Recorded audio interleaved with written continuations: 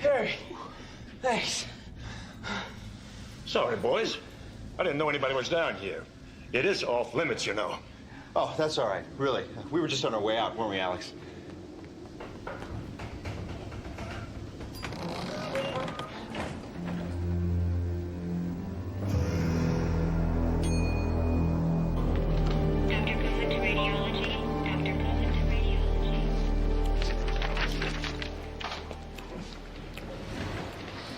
Is it me, or do you just keep getting better looking every year?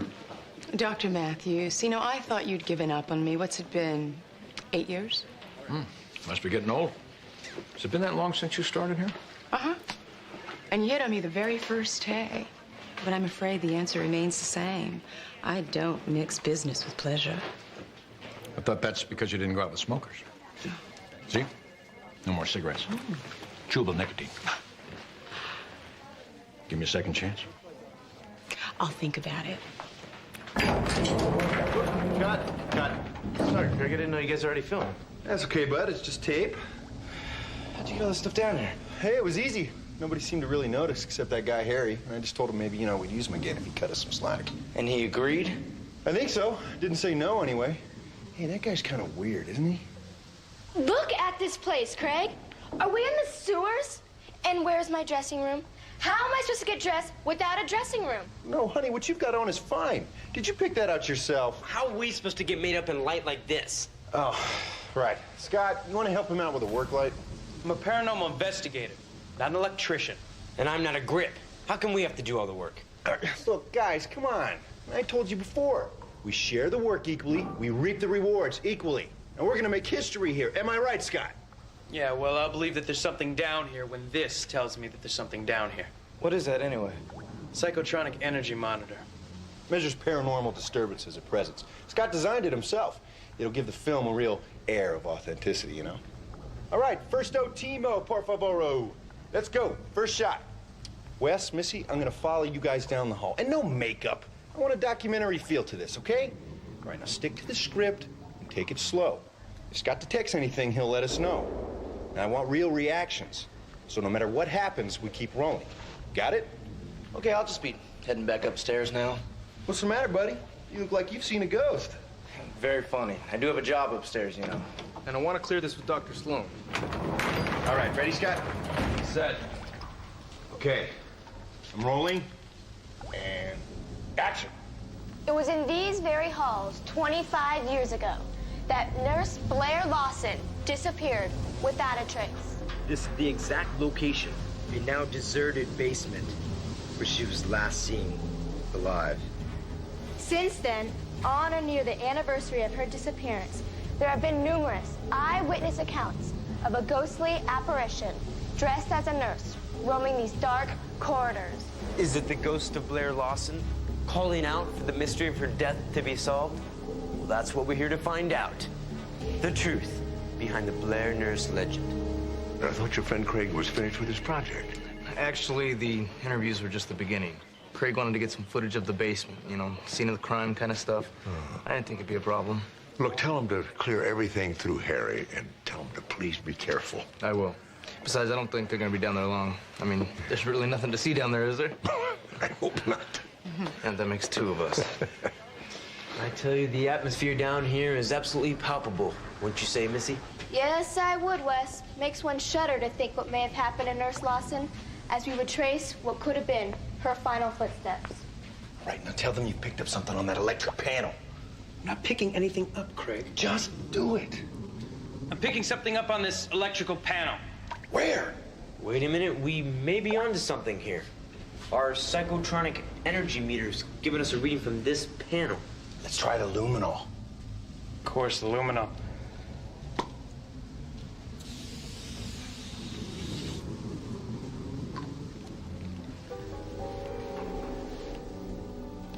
Well, that's gotta be blood. Yes, using luminol, a combination of chemicals which causes blood to luminesce in low light conditions, we've detected a splash of blood right here on this electrical panel. Wait a second. Craig, I'm starting to pick something up. Scott. Craig, I'm serious. There's something here. What? Right on this door right here, I'm getting a strong reading. Wes, use the luminol.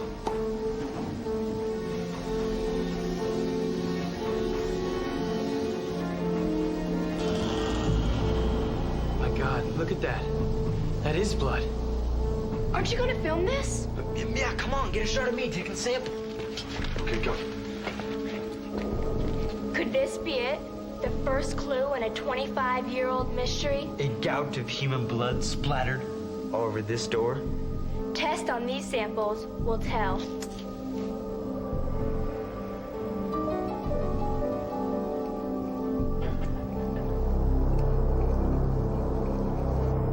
All right, I admit it. I planted the first one. And I wanted to get some real reactions. Let me guess, cow blood? Close enough. But I didn't plant the second one, I swear. I don't know how it got there. And you think human blood was somehow splashed over that door? Well, I don't know. That's why I want it tested. You know, what if we're really onto something here? That blood, or whatever it is, registered on Scott's equipment. It has measurable psychic energy. Oh, give me a break. Psychic energy. Please, Dr. Sloan. Okay, I'll tell you what I'll do. If you guys will suspend your filming for the time being, I'll have this stuff tested. I'll get the results to you tomorrow, okay? Oh, come on, Mark. Don't tell me you're starting to believe all this. No, well, not yet. But I have to admit there's something that intrigues me here. You say the second sample was brighter in the luminol than the blood you planted. Right. Well, it's an odd thing, but for some reason, fresh blood doesn't react as strongly to the luminol test as old blood.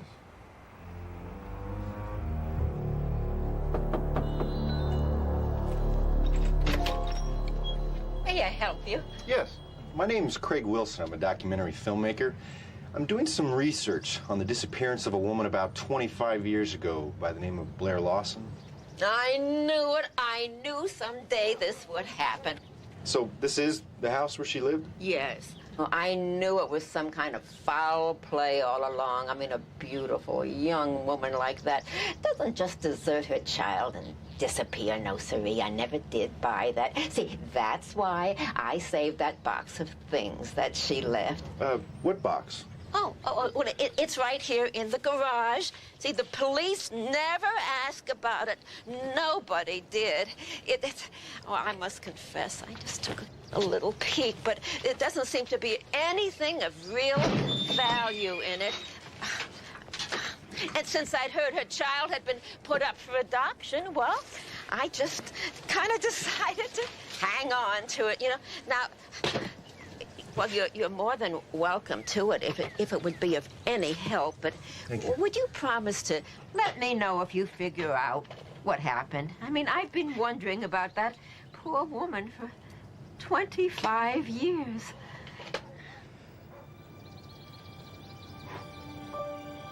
She was such a pretty girl, wasn't she? All right, let's go, guys. Wes, Missy, you know the dialogue. Let's try and keep it real. Whatever.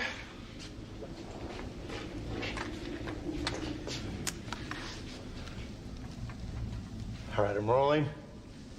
And action.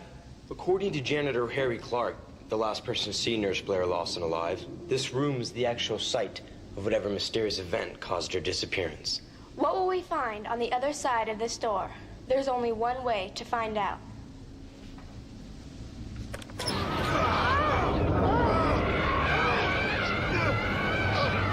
Gross, what's that smell? My hair!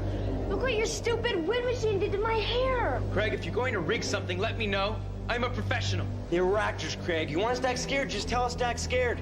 I didn't. I don't... Scott, are you picking up anything? Oh, boy. I've got something here. This is going nuts. You two, come on, guys. Wes, please, just go in. I'm still rolling. Just go in and turn the light on. No way. Not until you tell me what's gonna happen. Missy! Oh, all right, Craig. Stupid little tricks don't scare me anyways. Are you rolling? Yeah. Come with us now and take the next step in unraveling the mystery of the Blair nurse legend.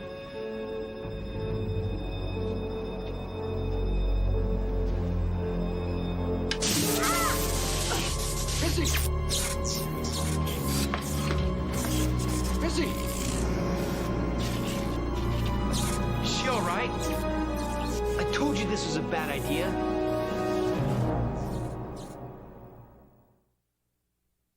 Well, it's not too bad. It is a little blistered, though. I want to take another look at it in a couple days, okay? Well, you happy now, Craig? Did you get some nice footage? Hey, I would not risk hurting you guys for this. Yeah, right. I just hope you got everything you needed in one shot. Because we're done. I believe him. I think that there is something else down there. Something that doesn't want us around. Oh, please. Whatever caused the short circuit, Craig, it just proves what I told you. That place is dangerous. Are you sure you want to continue with this? Don't you see, we could get the first real footage of something like this. Ever. What, 2 dumb kid actors be made fools of? No, Missy, look. I told you guys from the start. You and Wes are what's gonna sell this thing. I mean, you're believable, and you're the perfect age to grab the audience that we need. Now, I can't do this without you guys. Or you, Scott. Now, come on, what do you say? You help me make history? I flunked history. Okay, look, just stick with me through the night, all right? Oh, man. I'll prove to you that this is real.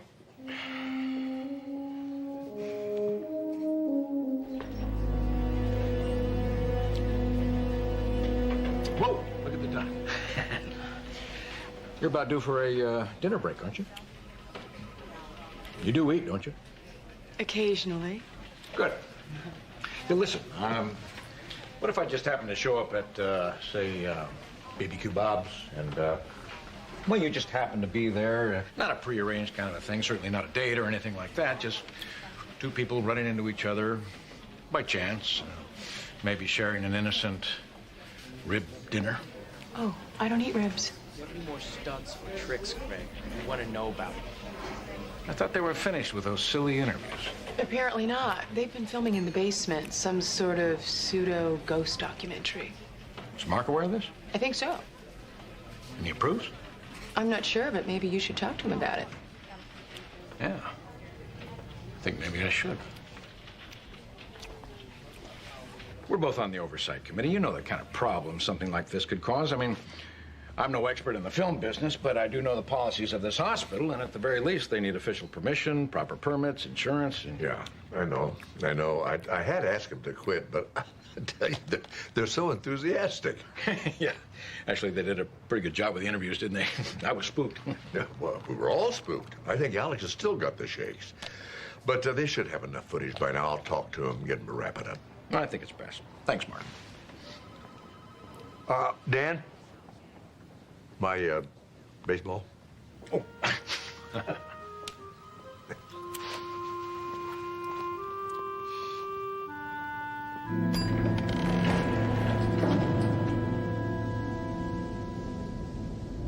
Hello? Anybody down here?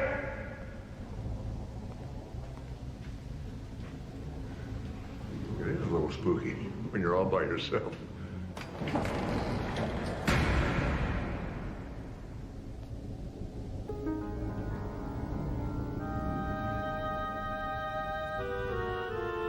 Craig? Anybody down here?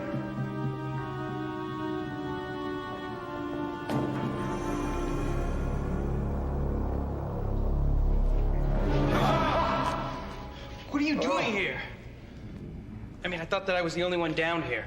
Me too. I was just looking for Harry. Harry. I don't know. He was here earlier. That guy's like a phantom. He's here one second, gone the next. What is all this? Oh, well, this is my psychotronic energy meter. It's sort of a... Well, actually, it's kind of hard to explain. Basically, what it does is detect the presence of, well, things that aren't readily apparent to our normal senses. Ghost, you mean?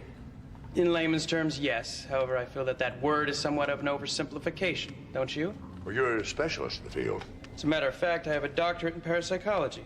Doctor, as you know, the study of the paranormal is a very real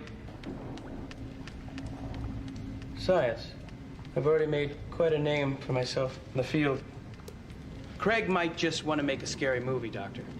But if I can scientifically document the event or events occurring right here, this could put me on the map. Finally get my book published. You sound pretty determined. Make no mistake, Doctor. I would do anything to be the very first one to discover concrete evidence of a genuine haunting.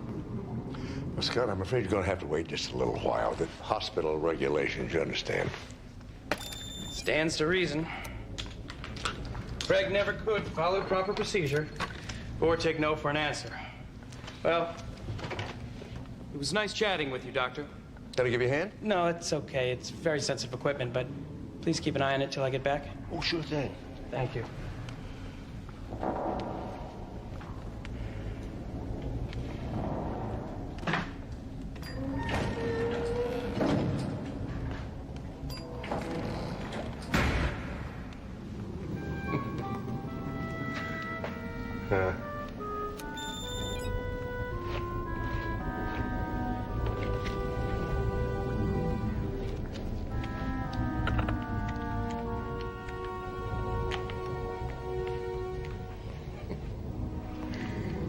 You down here, Blair?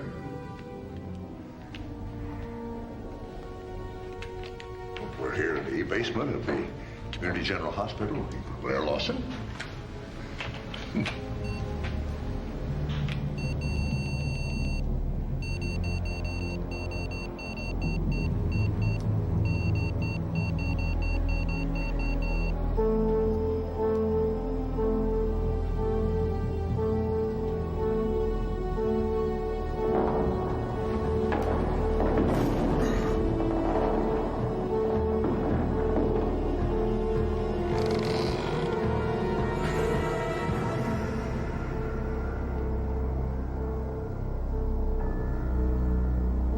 You want to tell me what's going on here, Craig?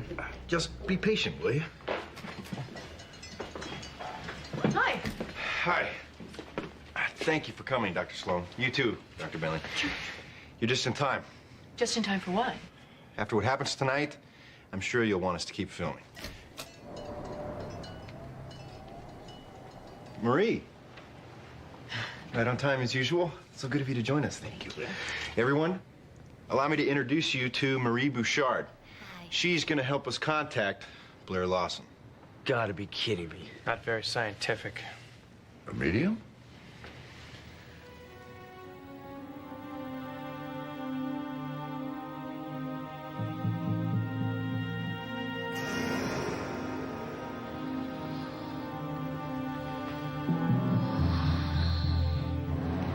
We are here to contact the entity formerly known as Blair Lawson. We are here to help you.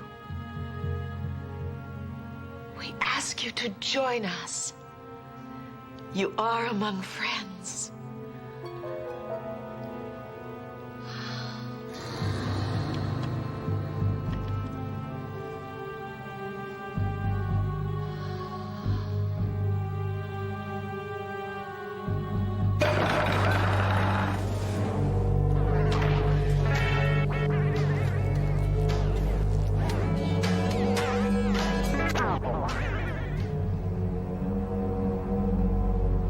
Are you with us, Blair?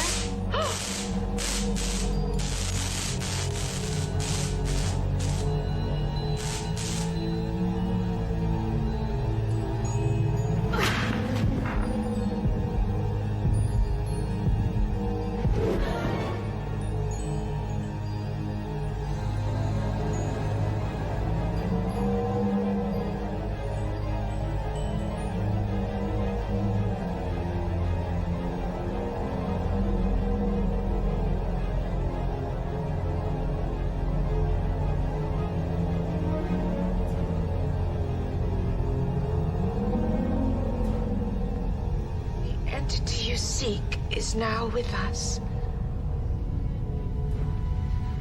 She says she's very happy to be among friends, and that it sounds like you are close to the truth. Ask her what happened 25 years ago. She hears you. She's saying something about a mirror. she was hit from behind. She fell. Her head. She's very upset. I can't quite.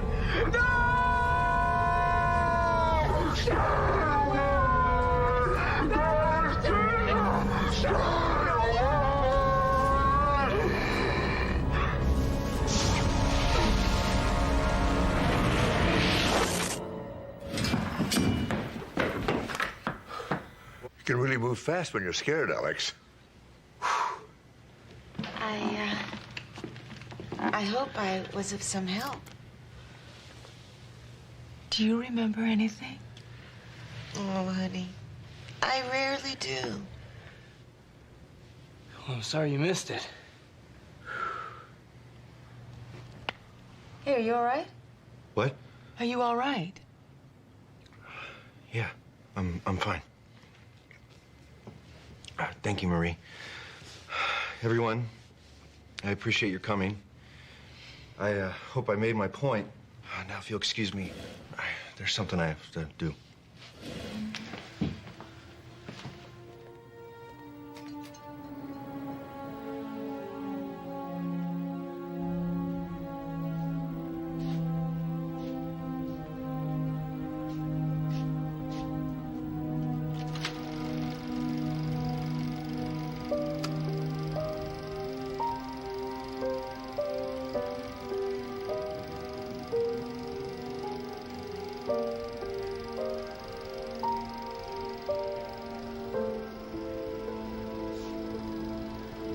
I know you're here. I think you can hear me. I want to help.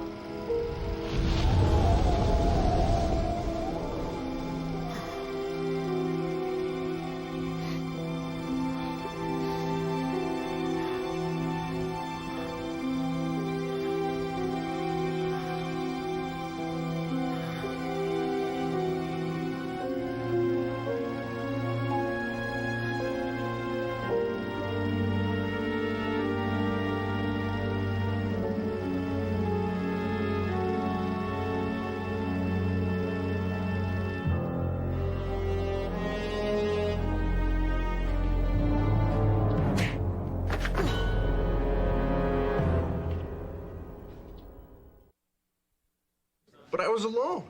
I mean, isn't this proof enough? You know, there's some sort of paranormal event taking place here. Wait a minute. You don't think I did this to myself? No, but Harry said he didn't see anybody else when he found you, and I'm just not ready to believe a ghost did it. Craig, did you notice anything else at all? Only that it was really cold. And there was this smell, just this stench. Did you notice it at any other time? Yeah, I smelled it once when I was down there before. Why? Did Harry ever mention any weird smells down there? Not that I recall. What are you getting at, Dr. Sloan? Well, Craig, sometimes phantom smells can be a sign of serious physical problems. Phantom smells? What are you saying? I should get my head checked? You know, for your information, I'm not the only one that smelled it. And I'm not crazy. You know, what's happening here is real. And I'm gonna prove it, with or without your help. Craig. Well, what do you think? Buy any of that? To tell you the truth, I don't know what to think. Hey, how's your head? It's fine. Can you just help me grab some of this stuff and we can get back to the hospital? Listen, Craig, we need to talk.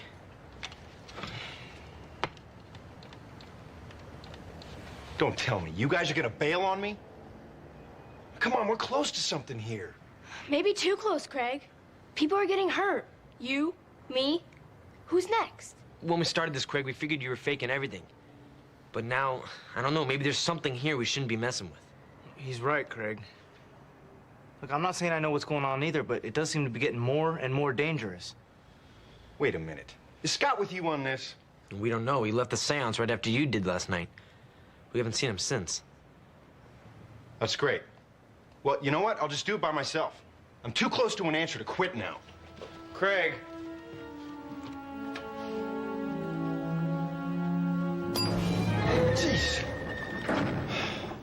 What are you doing down here? Unlike you, I actually work here, young man. I thought they tossed you out. Yeah, they've been trying. Look, Harry, all I need is one more day. I mean, come on, it's not like I'm hurting anything down here. It isn't. Some things are just best left alone. Why are you digging all this up for anyway? You trying to get yourself hurt down here, too? What's that supposed to mean? Nothing. Things happen, that's all. You should just let it rest. Why is that, Harry? Do you have something to hide?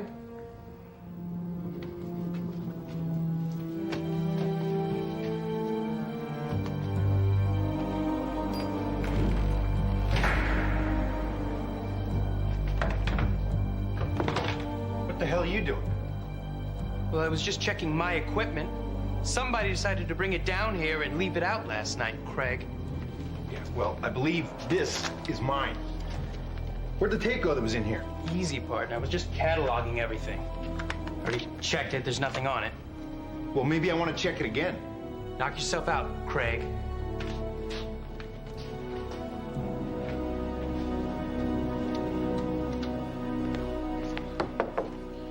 Harry said you wanted to see me, Dr. Sloan? Yes, Craig, thank you. Come on in.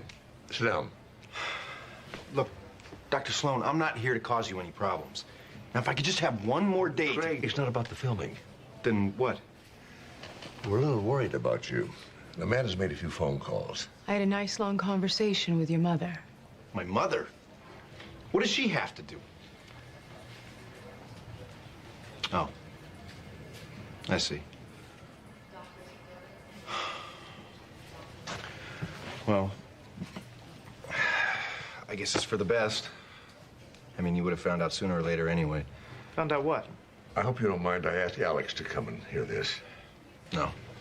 I guess he should know, too. Know what? Christine Wilson, the woman Amanda spoke to, is not my birth mother. My real mother was Blair Lawson.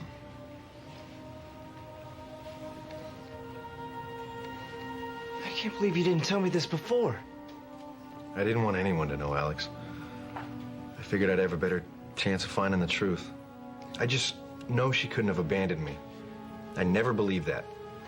From everything I've heard about her, she just wasn't the kind of person that would desert her only child. Craig, you have any theories about what happened to her? Yeah, I think she was murdered. Here in the hospital. I think that's what her spirit's trying to tell us, as crazy as that sounds. Well, you know, we all know about the legend, but do you have any real evidence for that? I don't know if you'd call it evidence. I just know she's trying to contact me. You know, not only through Marie, but here. I can feel her here. Craig, what do you think she wants? She needs my help. I don't think she can find peace until the truth is known. Well, to make a real case, I'm afraid you'd have to have more than a cry for help from the other side. Look, Marie Bouchard told me that my mother never left here. Now, she may have meant her spirit, but I think it's possible that maybe her body never left either. Her body? That's an interesting idea, Craig. But the thing is, you know, where? Where's the evidence? Where are you going to hide a body for 25 years? You know, even if that were possible, you'd have to have some concrete, something solid that you could trace right back to the time.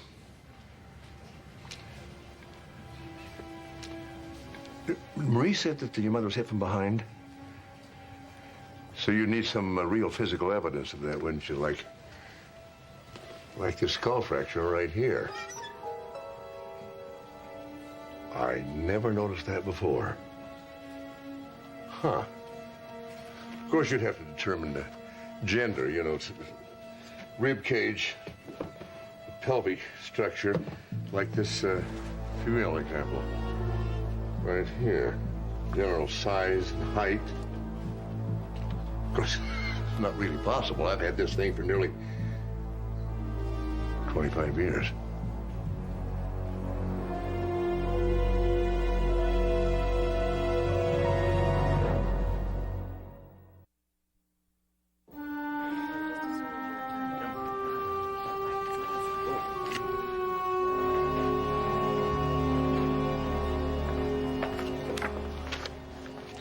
Who's your friend? Better sit down, son. I can't wait to hear this one. I need a DNA test run on this. There's a possibility, remote possibility, that these are the remains of Blair Lawson. You're kidding, right? Oh, I wish I were kidding. There's only one way to find out. Just bear with me for a minute. We need skeletons, you know, for research, and we need them for medical school. We get bodies willed to science, and John Doe, you know, occasionally unclaimed. Or at least we used to. Used to? Years ago, we simply used real skeletons, and we'd strip the flesh off them by... Have you eaten? Do I really need to hear this? You'll know why in just a minute. The whole process involved putting the body in a box with a swarm of dermestid carrion beetles for 2 weeks. Okay, I really don't think that. No, wait. Then it's soaked overnight in hydrogen peroxide. Then it's put back in a box for 2 weeks, soaking in acetone, mainly to whiten the bones. Uh-huh. And, I should know all this because? Here's the interesting part. The decaying flesh and the mixture of chemicals might give off one hell of a stench. And you will never guess where they used to do it. Don't tell me. Down in the old basement.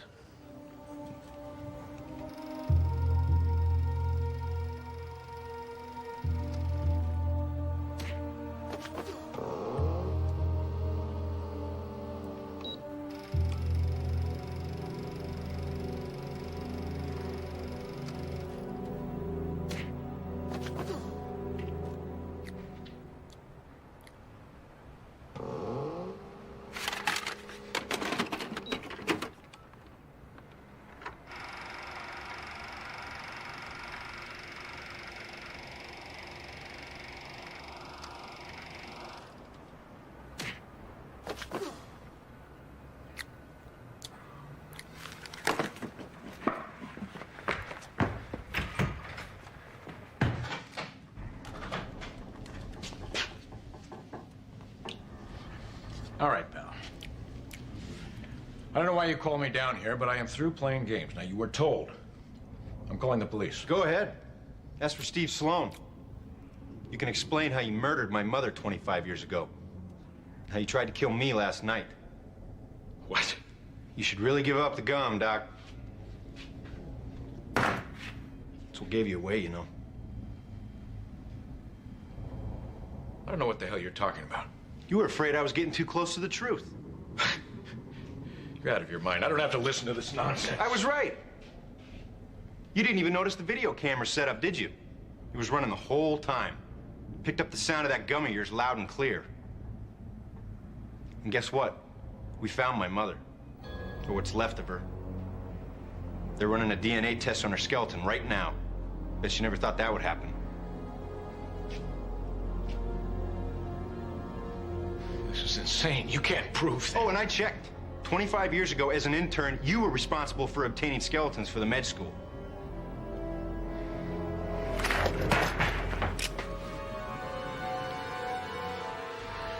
Just couldn't leave well enough alone, could you? Thanks for coming, guys. You heard from Craig yet? No, Wes called us at Barbecue Bob's. He won't answer his cell phone. He might have come here, but We were afraid to go down to the basement alone. wherever he went, he left in a hurry. What makes you say that? The door was wide open. His equipment was still running. Did you bring the tape? Yeah, right here. Good.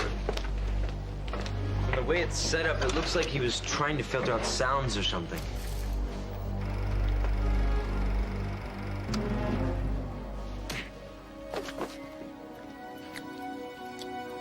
What is that? I don't know.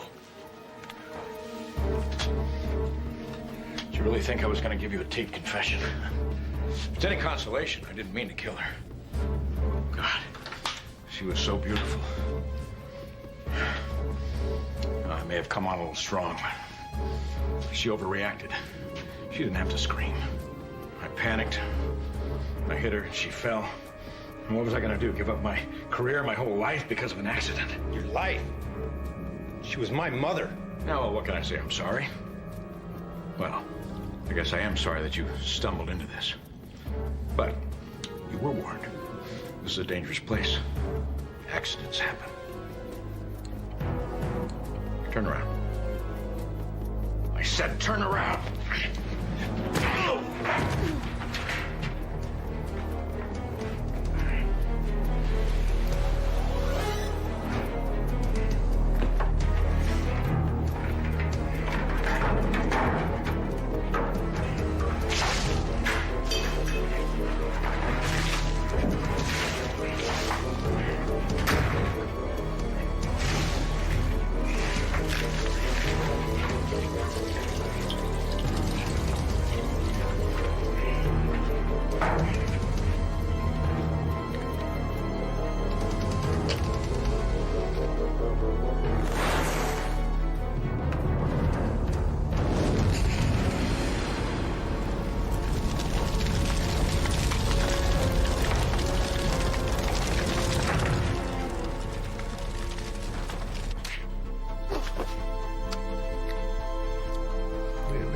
I know that sound. So do I. Amanda, call security, get him to the basement.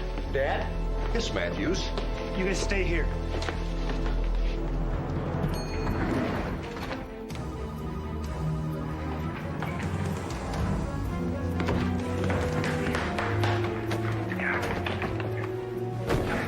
Where is he? You're too late, Lieutenant. He's covered in gasoline. Hold him. Get the fire department and the police.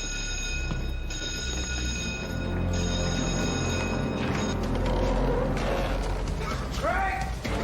Craig! It's hot. Get back.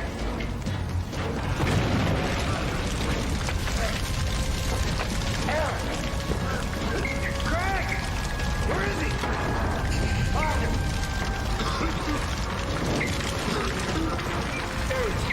Get him. You all right?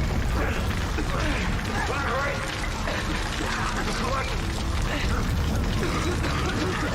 Get him upstairs. Sorry to leave one, buddy. Yeah, well, don't say I never did anything for you.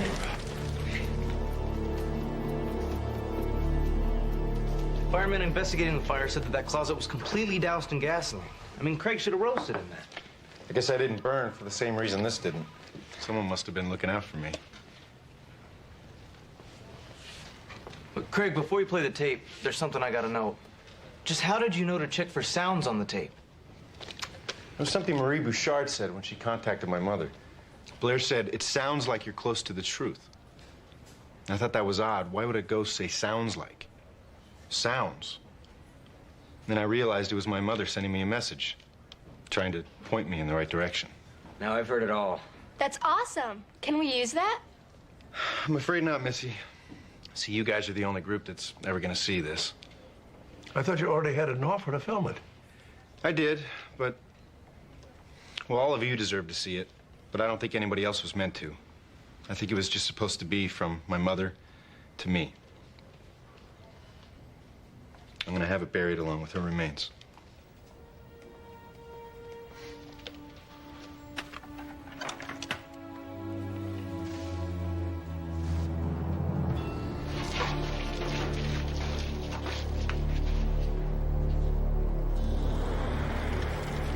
Now watch closely.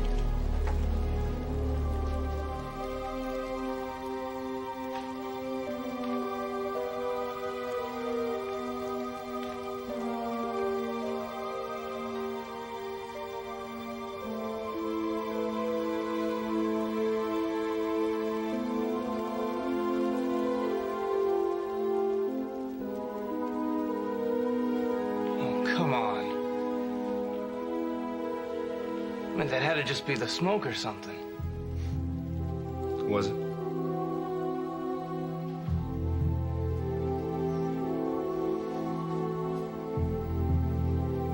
Goodbye, Mom.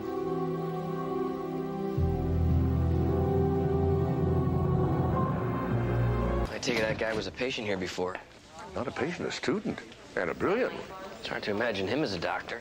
Harder to imagine he'd turn out the way he did. George had such a wonderful creative mind. You know, I remember one day I was teaching, and George raised his hand, started talking. He wasn't making any sense at all. And I thought it was me. I didn't understand his thinking.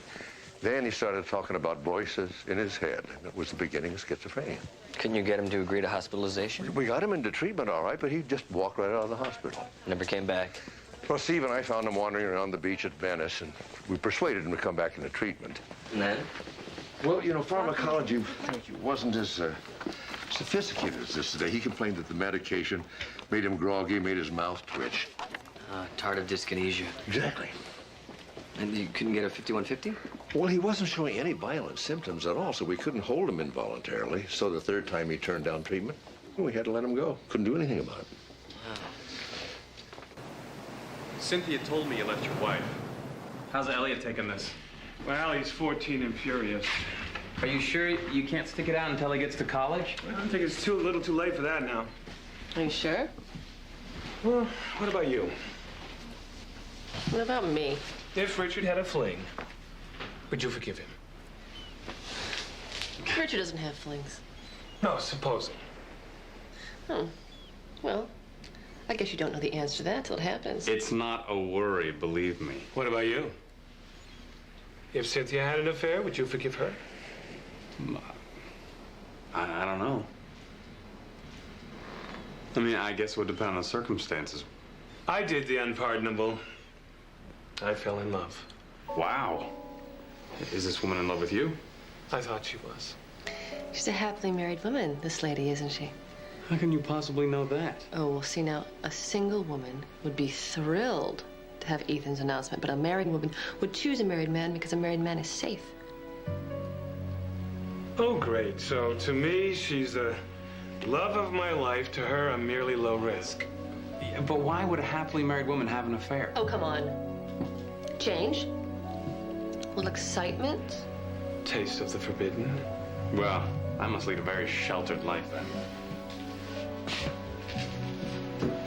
I'm not going to suggest you do what I did, Richard, but I gotta tell you, the sex was great.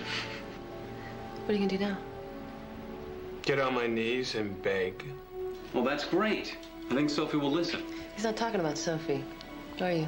No, I'm going to tell my married friend that I love her so much. I'm willing to continue the affair on her terms. Well, she should tell you to go straight to hell. But when you say it like that, she just might say yes, Ethan.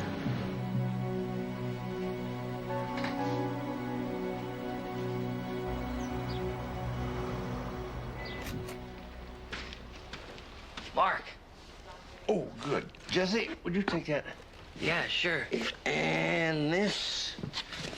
Huh? And this. There it is. There, what is?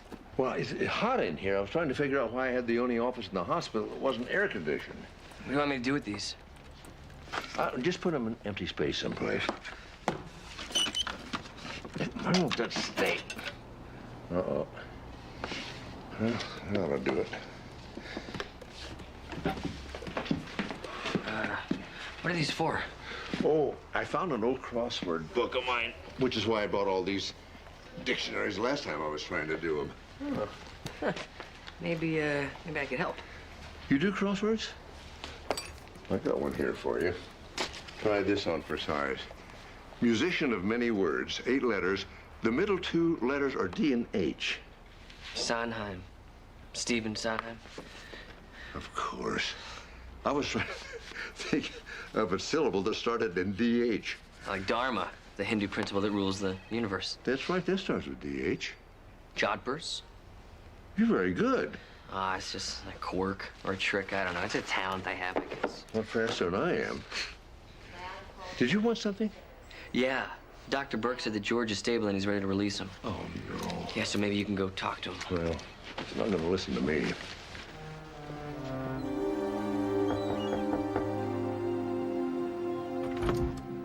I don't want you to say a word. Just listen. Sophie. No, not one word, or I won't be able to get through this. Elliot's a mess. He can't understand what you're doing, neither can I. So I'm making a one-time offer.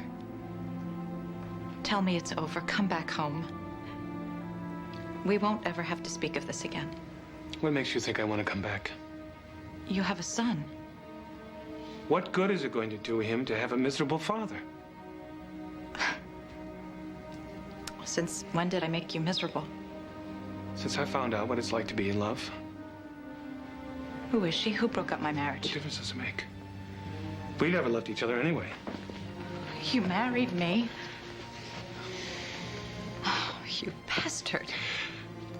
I had money. You had looks. That's not love. It's just enough. I'm gonna make you pay for this.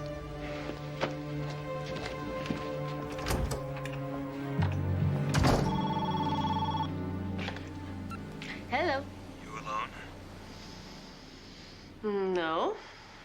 I seem to have an extra pair of tickets for Aida tonight. Care to join me? Let me check with Richard. Who's that? Ethan has an extra ticket to Aida. Is that the one where they're sealed in the cave and use up all the air by singing? Yes, it's a beautiful love story. Mwah. Go. You sure you don't mind? Let's see. Ethan gets a friend when he needs one.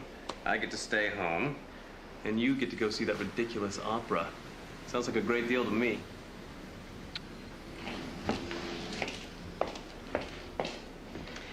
We're on. He doesn't know a thing, does he? Nope. Say, listen, I have to be at the Beverly Hills Hotel. Why don't you pick me up there at 6? Yeah? I'll see you then.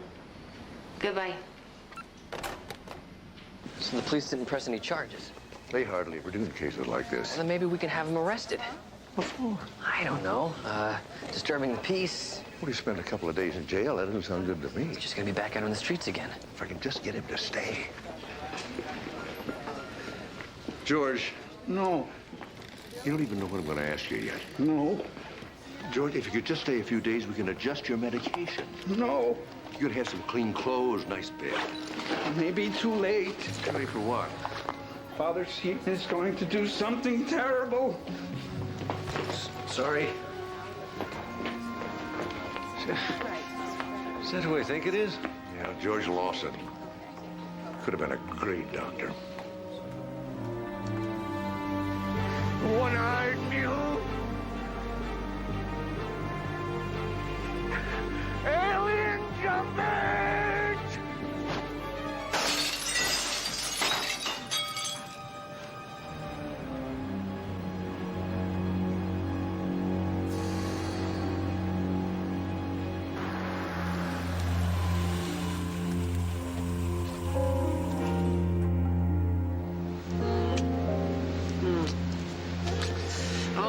They're so bad.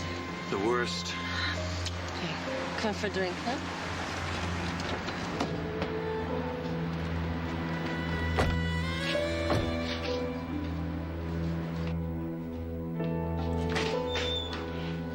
Richard? Richard, Ethan with us. What is that? No. What is that? Come on. I'll call the cops. Come on.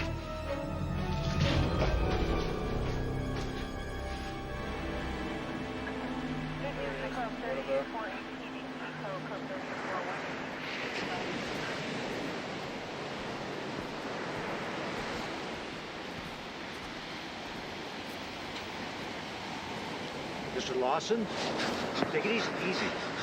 Mr. Lawson, I need to ask you a few questions. You're Eli. Eli the cop. I'm Lieutenant Steve Sloan. Dr. Mark Sloan is my dad. You saw him at the hospital yesterday? You remember? Yeah, look in your bag. Demon Truth.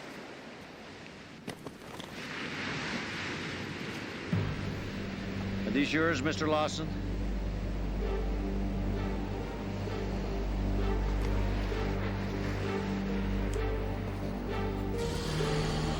Is this knife yours? Father Seaton. Demon Truth. Father Seaton. Demon Truth. Father Seaton. I'm sorry, Mr. Lawson. Put your hands behind your back, please. Mr. Lawson, I'm placing you under arrest. You understand what I'm saying to you? Father Seaton did it. Father Seaton. Father Seaton. Carl Mason. Carl Mason. George, I'm Dr. Jesse Travis. I've treated you here before. Where's Carl Mason! Jesse, this man needs to be put in lockup. Okay, not until we get him stabilized. Take Dr. Burke and tell him to meet him in the ER. Stat. Connie Mint! Connie Mint! Stay with him in the ER. George? Believe the Tin Man icon! George, I'd like to believe you. I don't know what you're saying. Scott. What happened? Just a second, Dad. Look, take down anything he says, no matter how little sense it makes. What happened? Looks like one of your former students may have committed a murder. No. Are you sure? We found him on a beach right outside of the crime scene. Who was it? The victim's name is Richard Fielding. How do I know that name? He's the homeowner that called the cops on George Dawson 2 nights ago, naming premeditation. If we could just have found a way to commit George, it might never have happened. Dad, you can't blame yourself. Is that what I tell Richard Fielding's widow? Dad, sometimes people just slip through the cracks of the system. A man's dead. I failed a patient and a student. Can't just rack that up to the system. Let it go at that. You have my cell number. Please do not disturb the widow. You can call me about any details.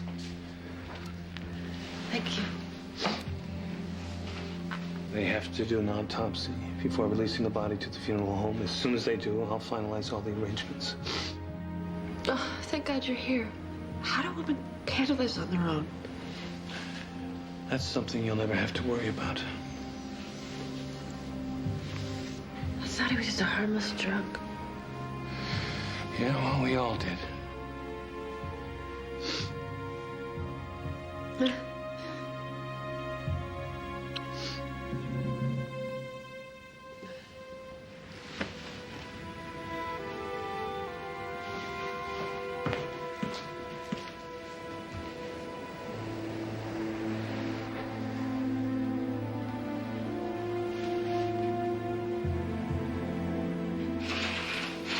George, you know what happened? I didn't take my medicine. And then what? Drank West Crop. What does West Crop mean, George? West Crop. It means West Crop. You know, it's another word for pine chew. Tell me something, George. Do you know what a knife is for? Cutting. Cutting what? People. Doctors cut people to heal them. And were you healing Richard Fielding when you cut him? I didn't cut him. Who did? Father Seton. Father Seton used a knife to kill. George, is Father Seton in your head? Sometimes. Like you. Like him. Like any itch.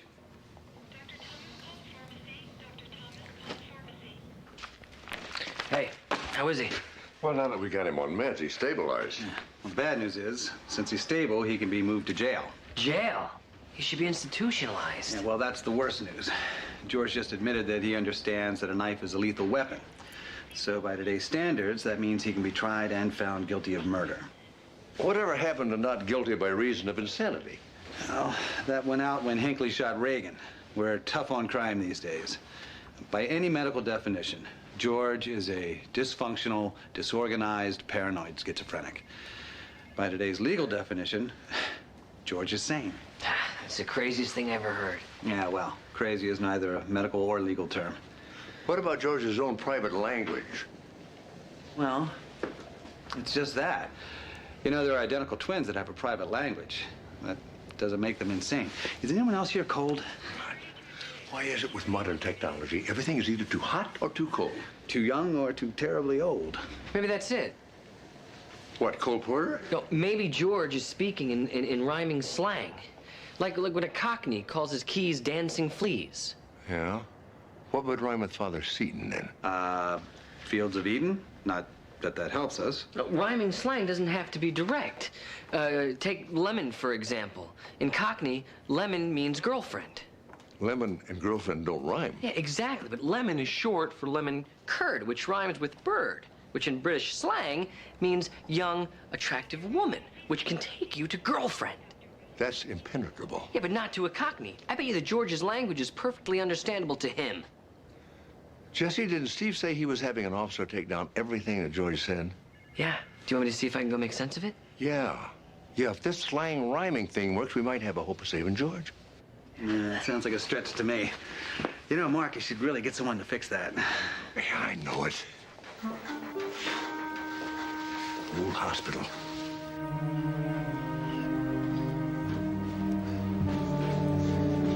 Mr. Foster, I'm looking for Cynthia.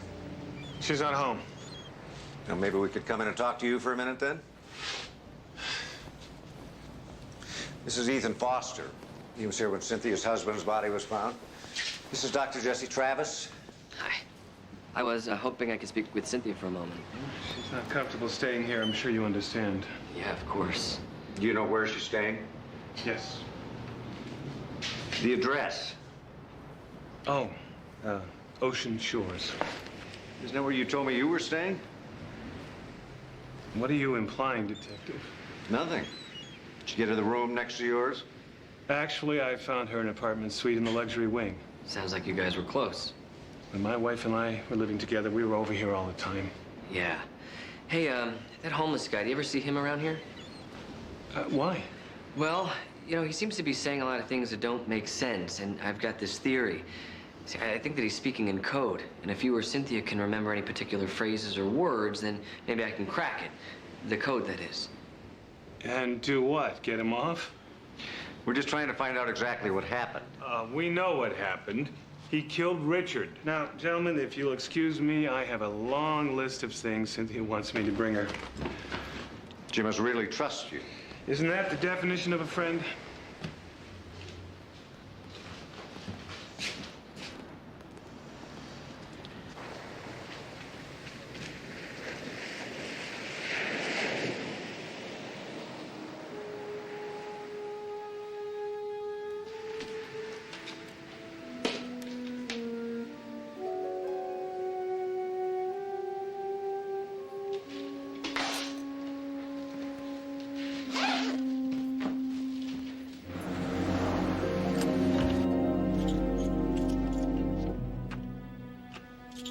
How did you get in here? I'm your wife. I showed them ID. They gave me a key. That won't happen again. It won't have to. Believe me, I have no intention of coming back here to where you humiliated me. What are you doing, Sophie? Following you. Did you know that you can see our opera seats from the side loge? Oh, you and Cynthia were so sweet, nuzzling necks as Radames and Aida sang their farewells. Tell me, did Cynthia know you'd murdered her husband just hours before? The police have Richard's killer in custody, sweetheart. No, dear. The police have the man you framed in custody. You know, you never were a very good listener, Ethan. Now, I want you to try very hard to actually hear what I'm saying. I followed you from here. I saw Richard let you into the house. I saw you kill him. Why haven't you gone to the cops? We have a son. If knowing that you're a murderer has made me as sick as I am, and I am very sick now, Ethan, what would it do to him? No. Elliot is never going to know that his father is a murderer. He's not going to have to live with that. That's a very wise decision. My silence comes with a price. That kind of undercuts the sanctimonious rage, but go ahead. You have my undivided attention. That's a first. Just tell me what it's going to cost. Everything. The house, bank accounts, the stocks your partners draw. Everything.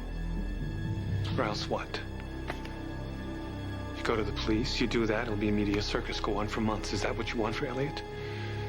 You said it yourself. He'll spend the rest of his life on a psychiatrist's couch. Are you really going to do that to your son? I don't have to go to the police. The only person I need to tell is Cynthia.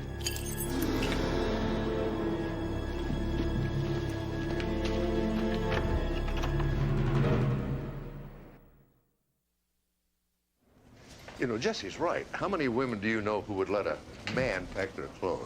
I agree, but even if there was something going on between Cynthia and Ethan, it doesn't mean... Hey, break it up. Come on, you lousy more sense than what he calls most people. Now let him go. It's who you are! Don't start. What is he, crazy? A non-functional schizophrenic of the disorganized type? George, you just gave a complete medical description of your condition. So? Well, all those other words, what are they? Code? It's how my voice speaks. In my head. The voice in my head. I have to talk like my voice. Or what? Bad things, bad things. He is crazy. Just leave him alone, okay? George, we've checked with the Catholic diocese, the Greek Orthodox diocese. There's no Father Seton in Los Angeles. Father Seton kills. Are you Father Seton? No! Is Father Seton the name of the voice in your head that tells you what to say? No, that's Dominic Yavi. One last question, George. Were Cynthia and Ethan having an affair? They were true Alders. Is that a rhyme, Alders lovers? That's a terrible rhyme. No, no, no. George, if you just help us understand. I know. You're and almond cork roast. You're an almond cork roast. Rhymes with toast.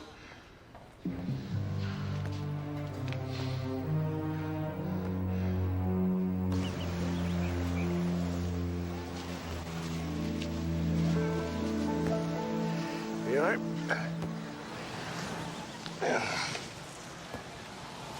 I hope you two will forgive me, but there's really no polite way to put this. Were you having an affair? Yes.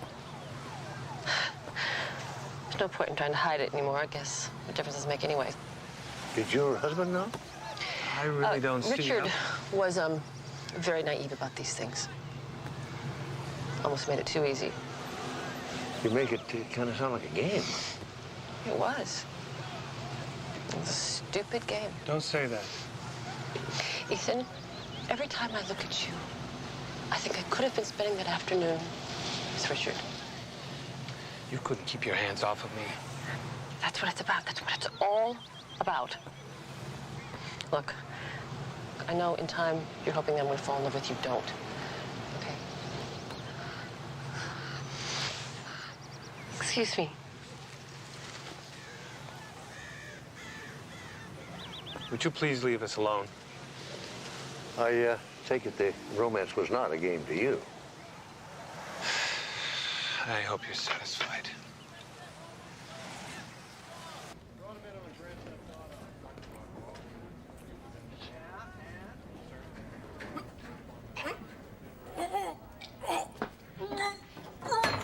Hi, Michelle.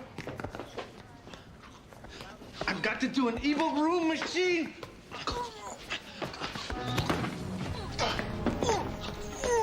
Help! Help! He's shock! Talent Union cell! What's going on? He's the Benton Knight! Try the Amco! Get me a medic, fast! Not the bin rag. Got time for your gibberish now. I need a medic. Is anybody coming? He's not in her bag, not breathing. Yeah, I can see that. Medic! No time. He'll die. Your fault. Knife. Oh, no. No chance. He'd die.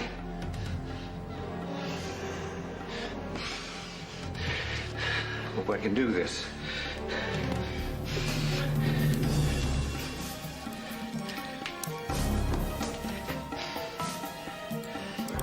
Here.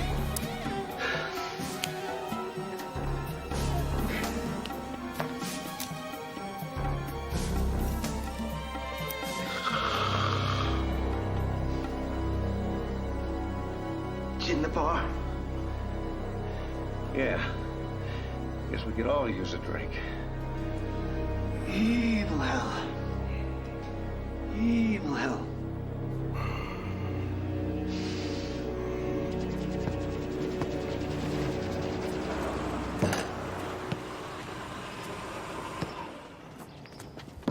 Hey, Great shot, son. What do you say? How about a little one-on-one? Come on.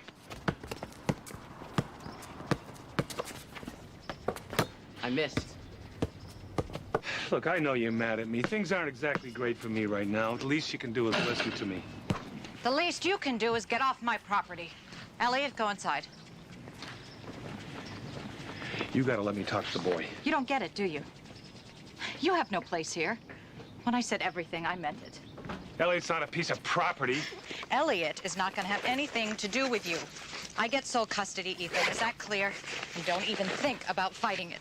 Because if the court asks for a reason why you're unfit to have custody of the boy, I will give them one.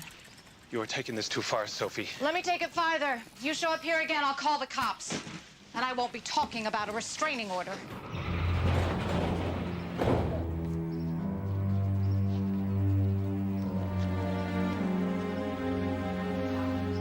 Dad, you still trying to fix that AC? Yeah, I thought maybe if I covered half this vent up, it'd work. Oh, I'm glad you're here. Second pile, third book. What? Third book down. I got it. Modern anagrams. How'd you know? Know what? Well, anagrams. George is speaking in anagrams. Anagrams? Yeah, anagrams. You know, when you take the letters from words and make other words out of them. Well, Mark said that George called him an almond cork roast the other day. So? So, I ran it through the computer. Almond cork roast. You can do anagrams on a computer? Oh, yeah. It takes the computer about 12 seconds what it would take me hours to do. And what does your computer tell you that the almond cork roast means? Dr. Mark Sloan. And Father Seton must be an anagram, too. Yeah, for Ethan Foster. George wasn't raving. He was naming the killer.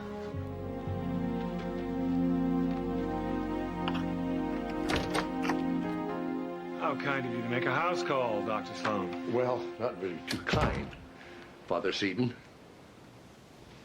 I'm sorry, what did you call me? Well, not me, George Lawson.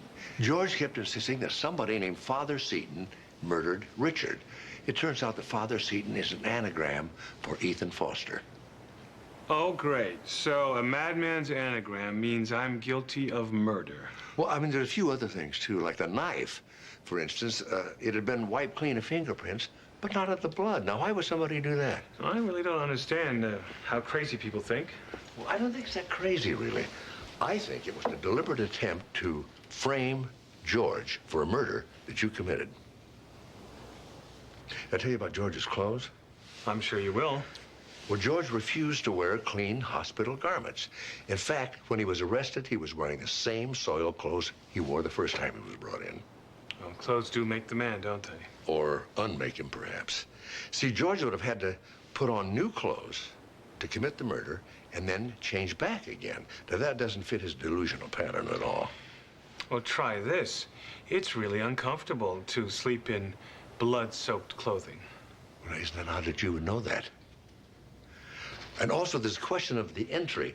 The glass in the sliding door was broken, but the front door was unlocked, which led the police to believe that Richard had let the killer in himself, which is something he'd do for a friend, but hardly anybody he'd had a fight with 2 nights before. You know, so far, I've only heard reasons why George didn't do this. I haven't heard word one about me. You know, I had my son run your license plate through the computer records. Uh-huh. And you got a parking violation that afternoon in Malibu. I promised to pay the fine. So I thought you were picking up Cynthia in Beverly Hills. Yes, I did that. After I left Malibu. Uh-huh. Did you see Richard that afternoon in Malibu? I don't recall. Well, a neighbor might. You know, now that we know who we're asking about, the police are going to canvass the neighborhood. You sure somebody didn't see you on the beach that afternoon with George Lawson? What do you think they saw? You planting evidence.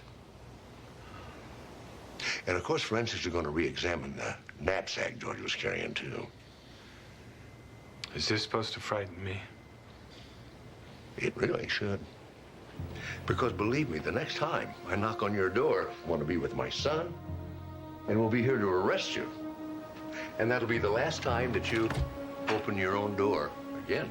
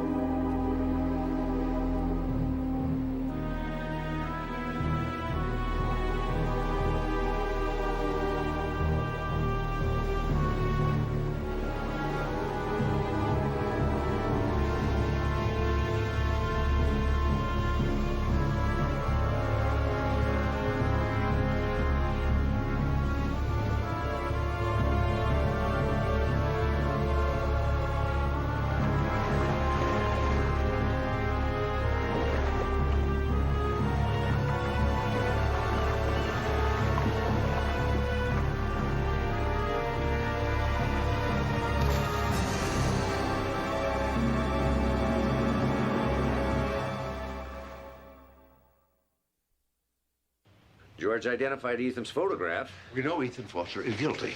Yeah, but we can't prove it, Dad. This is an election year. The DA needs somebody who can prosecute.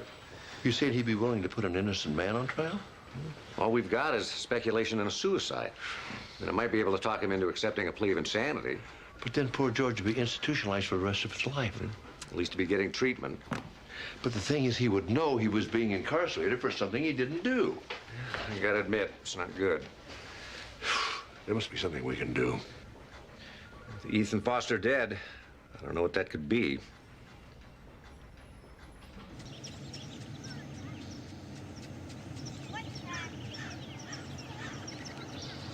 They said I might find you here. Oh, God, Sophie, I just heard. Are you blaming yourself? You knew. And you didn't. I'm so sorry. Little late, don't you think? Yes. I feel terrible. Oh, you'll feel worse in a moment. You have to believe me, I never thought he would kill himself. Of course you didn't. Just like you never thought he'd kill your husband. What? Your lover killed your husband. Why? To be with you.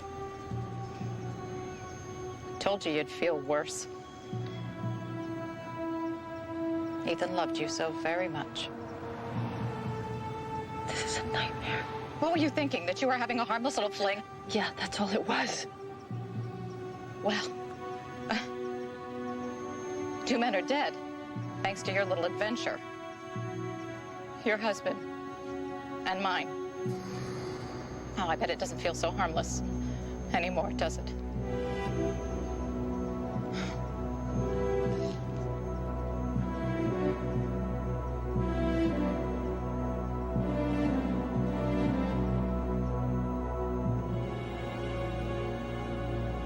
You have to believe me, I didn't know. It's not your testimony that's important, Mrs. Fielding. What I need is, Mrs. Foster's cooperation. You'll never get that. Look, if I have to, I will get on the witness stand myself. I cannot live with the idea of an innocent man being convicted.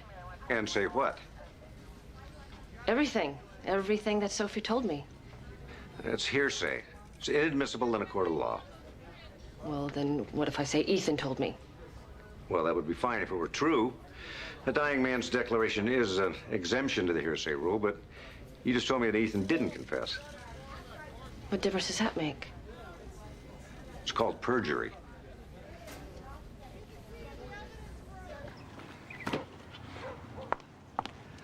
Are you sure I can't give you a hand? Oh, thank you, Dr. Sloan, but I can manage. You know, I think we should discuss this inside.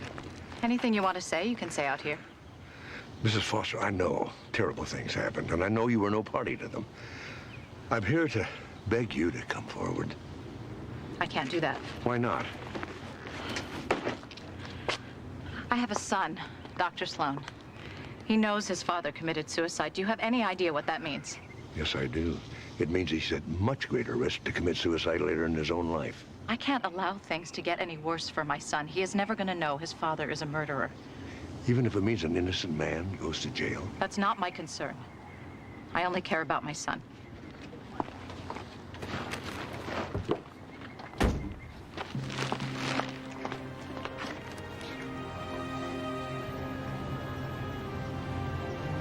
Hey! Hey! I'm afraid you need to go back now, George. How dare you? What are you doing with my son? Mom, I was just hanging out with my friends. What are they saying to you? That man needs help, Mom. Come on, man. He's homeless, he's sick, and he's been accused of murder. It's none of your concern. There's this woman, and she knows that he didn't do it. She can prove it, but she won't. Did it ever occur to you that this woman might have her own reasons for keeping quiet? What are you talking about? What if this woman, what if she's afraid for her own child? I don't understand. What if she doesn't want to cause her own son pain? Mom, if I were that kid, I'd rather feel the worst pain in the world than discover that I was responsible for an innocent man's conviction. You haven't told him, have you? No. Told me what? Told me what? I hope you're right, that this is the right thing, Dr. Sloan.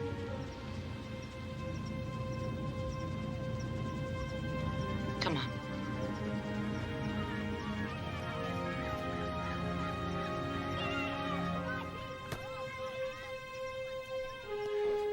But you haven't seen Barba himself? Listen, Cheryl, something just came up. Could you stand on alone for a couple of more hours? Call me if anything happens. Mrs. Foster, do you have something you want to tell me?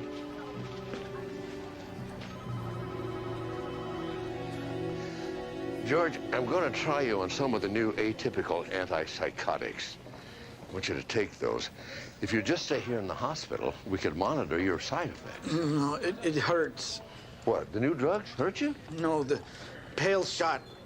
You know, me in this place, this hospital. Oh, yeah, well, you once spent a lot of time in this hospital. That's why. You come and see me, won't you? Let me know how you're doing. You could come see me. Absolutely. Hey, Doc. Not you. The other doc. Me? Yeah, Dr. Demento. Thank you for saving my life. You called me doctor. Man, I don't know what kind of demons you've been chasing, but I gotta tell you, I'm real glad I got locked up with the doctor. Well, that's... What, George? First time I've been called doctor. To me, you're the best.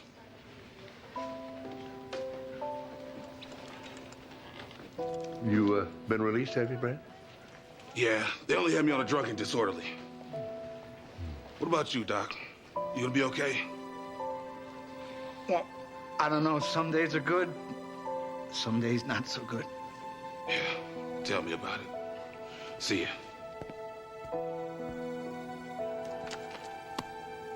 Doug Luck, Dr. Sloan. Speed dog. Doug Luck. Doug Luck. Good luck. Speed dog, Godspeed. Same to you, George. It's a little soft tissue damage. Your driver's gonna be fine. But that is rotten luck about your engine. According to Eddie, they've had a lot of rotten luck lately. Tires, trannies, you name it, it's let us down. Could just get a break for a change. Eddie, I came as soon as I heard. How's Matt? Don't worry, Miss Egan. He's gonna be fine. You know Marianne? I treated her husband a couple of years ago. Thrombophlebitis, wasn't it? Speaking of treatment, could I get an aspirin? This is your lucky day. We've got a sale on aspirin. Right this way. You know, Paul Egan and Egan Racing, I didn't make the connection. Paul loved the team, so I kept it on as a kind of memorial. However, if I'd known what I was getting myself into... Oh, I can imagine. You know, the happiest day of my life is when Steve said he gave up racing, but don't tell him I said that. Marianne, don't worry. Your driver's in very capable hands, really. Oh. Ouch! Ow! Hey. Where the hell did you get your license? One of those Caribbean diploma factories? Sorry. You know, there are no breaks, no muscle damage. I'd say your initial diagnosis of a mild sprain was right on target, Dr. Travis. Thanks. What are you, a bone specialist? I'm a pathologist. Well, like a coroner? Wow, what a shame. Such a pretty lady spending all her time with dead people.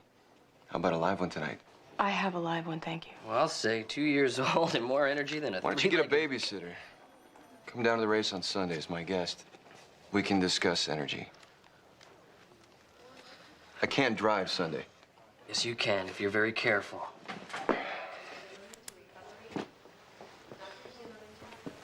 Glad you're all right, Matt. Tell me something, Eddie. What's that #1 rule of yours? And you don't say a word. Well, come on, Eddie, it's your rule. The driver can't do it if the team doesn't do it first. And what the hell did your team do with that engine? It wouldn't have blown if you hadn't over-revved it. Oh, right. The engine's my fault. Just like every blown tire and busted brake line's my fault.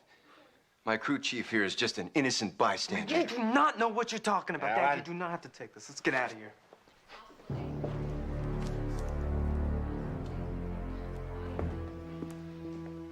Hey, I am not the one wrecking this team. That's your new crew chief's job. You accusing Eddie of sabotaging your car? Well, if he didn't, somebody did.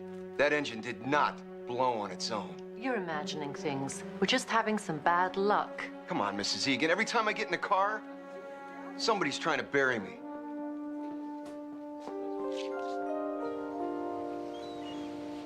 All right, just look at their stats. The Egan team's average start is 6th. The average finish, 3rd. Overall points, 1st. I mean, Fireball Roberts would die for these numbers.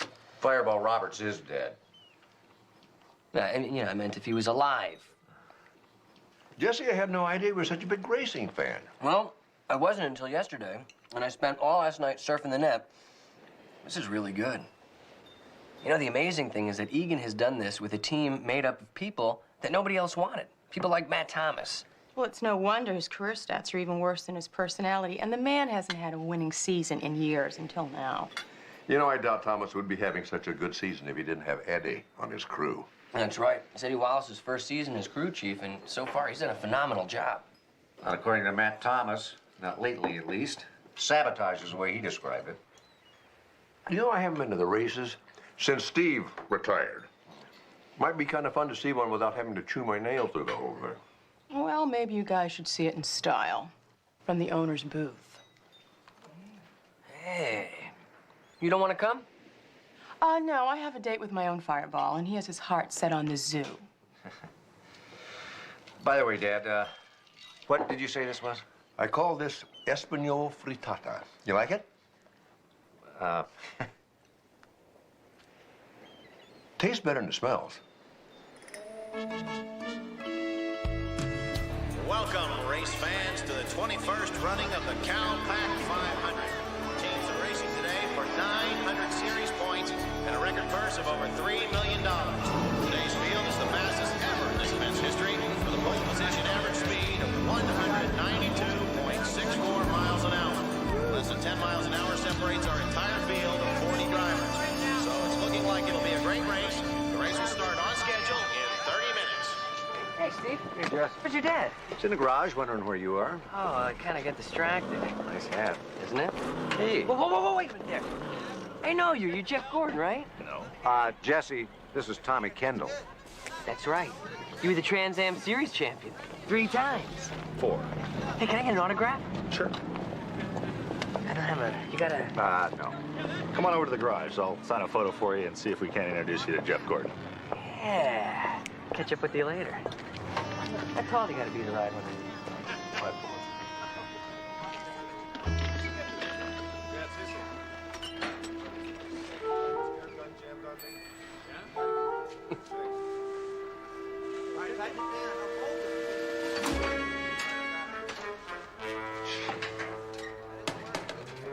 Dad, that's all right. Just put it down. Some vehicle. Yeah, for $170,000, you can have one just like it. I thought they were stock cars. Nothing stock about them. Custom built from the ground up. Tell Alonzo I'm personally good for it. Okay. Thanks. No problem. Tough day, Eddie? Nah, not really. Our tire supplier suddenly decides he wants cash payments. Lloyd, our engine guy, has disappeared on a parts run, and I don't... George! Whoa, where you going? You're a backup driver, remember? Even if Thomas doesn't show, it's too late for me to substitute. I'm gonna find some place with air conditioning and cold beer. George! What, is Thomas missing? Nah, he just likes to make a dramatic entrance. Copy that, Alan. Nah, you stay put till I say different. At least Alan's where he's supposed to be. He's up in the stand spotting for us today. Eddie? Oh, okay, all right. No, not today. Not an investment tour. Not now. Eddie, this is Monsieur Lambert and Monsieur Dupre, and they're very interested in getting involved with the team. So if you could just give us a minute or two. Yeah, I got all the time in the world. Bonjour. Bonjour. He said he liked the racing very much. He would like very much to be sponsoring. French? Oh.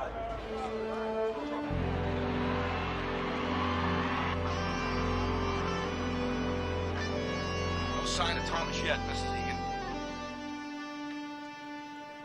Il y a un pilote qui n'est pas arrivé, là, apparemment. Ça va commencer à poser des problèmes. Don't worry, gentlemen. He hasn't missed a race yet. You know, it's pretty exciting being up here. I don't know how I managed to talk you into giving it up. As I recall, it only took about a year, with you on one side and Eddie on the other. One of the few times in your life you ever listened to me, and I'm not so sure I was right. Oh, you were right. Hey, guys. Who wants a hat? Look at that. Hey, you meet Jeff Gordon or rob him? Oh, I met him. And I met Dale Earnhardt and Ricky Rudd, Terry Labonte. Really nice guys. Seems like they liked you, too. Oh, yeah. They even gave me an official Team Egan racing watch. It's got a little checkered flag that flashes. See? Oh. There he is. Ah, ça y est, c'est lui. Ça va commencer.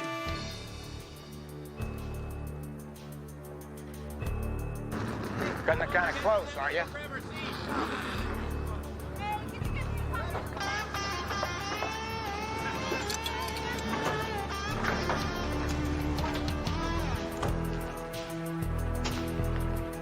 Attention race fans, welcome to the 21st CalPAC 500, where 40 great drivers are about to mix it up. So why don't we just cut to the chase and say what you've all come to hear? Gentlemen, start your engines!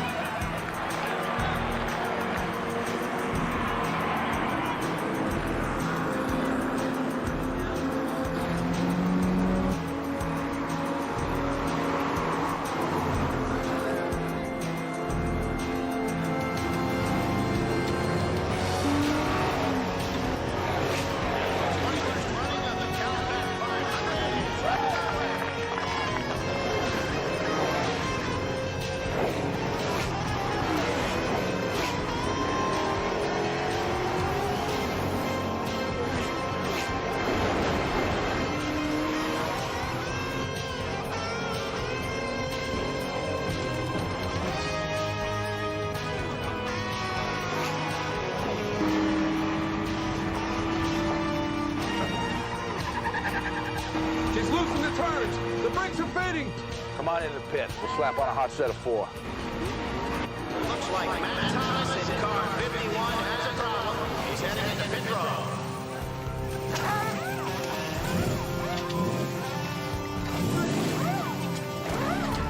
Are they changing tires already? Tires win races, Dad. At $1,500 a set and 10 sets a race, they better. 1,500? Oh, yeah. That must be some special tire. They even have their own heated room. Yeah, it makes the rubber more flexible for a faster drive, right? Ils font chauffer les pneus pour assouplir la gomme et la voiture roule plus vite. Took words out of my mouth. Andy.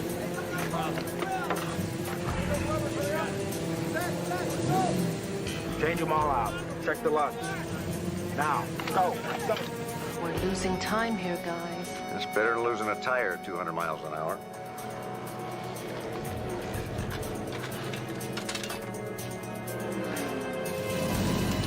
Car 51, Matt Thomas coming out of the pit row and back into the race.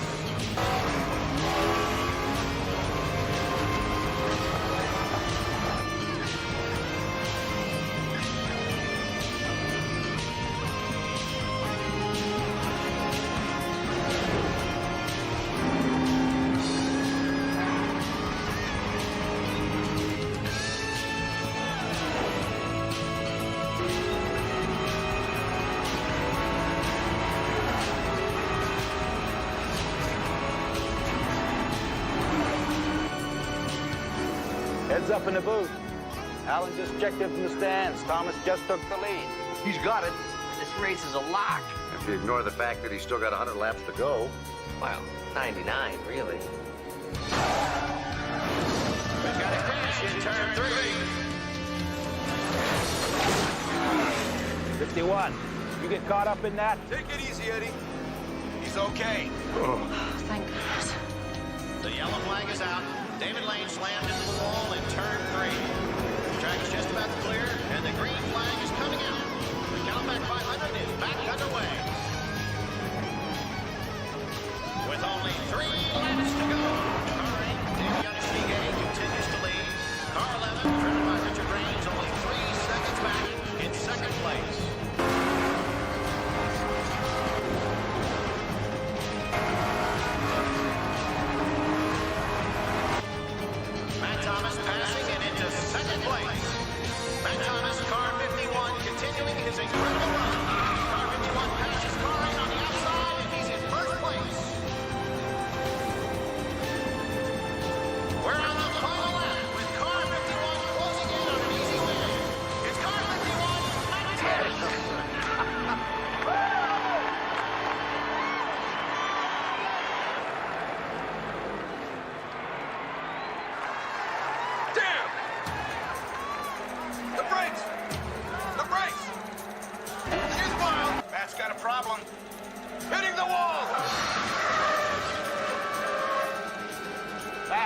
You copy?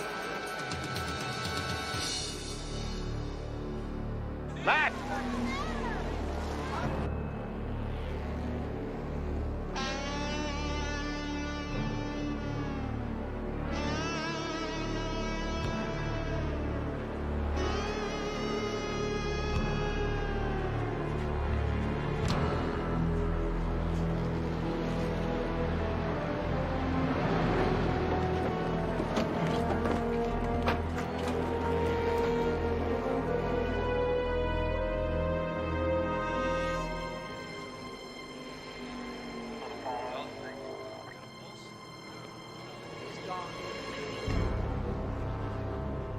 I just got the word, Mrs. Egan. Matt Thomas is dead.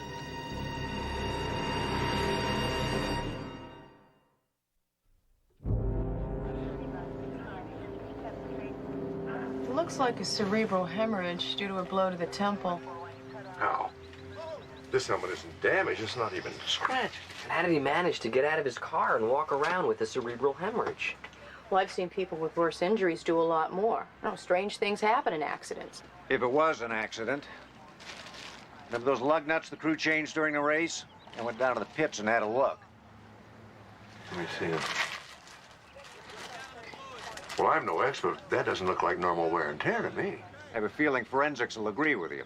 Maybe Thomas wasn't imagining things when he started yelling sabotage. But had he changed those lug nuts during the middle of the race? It couldn't have caused the accident. Well, the one who did the lug nuts may not have stopped right there. You know, I remember that Thomas did radio that his brakes were going out right before the crash.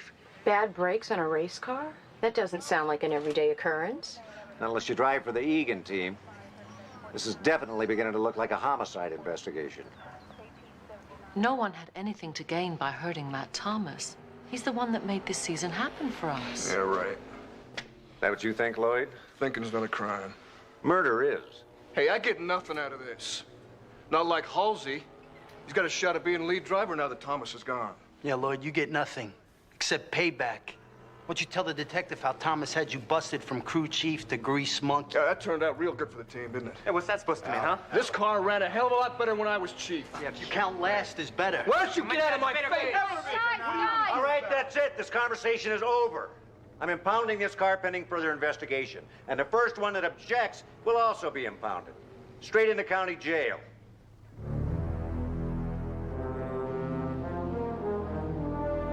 Forensics confirmed our suspicions. Someone definitely tampered with the lug nuts. Someone very determined. Yeah, when that didn't work, they went after the brakes. Forensics also says that the brakes checked out fine, along with everything else on the car. Well, then why did Thomas say the brakes went out? Why did the car crash anyway? Very good questions, but I'm fresh out of answers. Any suggestions? How about taking another look at the crash? I mean, the team keeps a video record of everything for post-race analysis. Jesse, that's a very good idea. I'll get a court order. What time you got? 1:10, why? Damn, it's stuck at noon. Supposed to be Mrs. Matthews' bedside every hour. She sends out search parties. This Egan watches me. I know that look. Something's bothering you.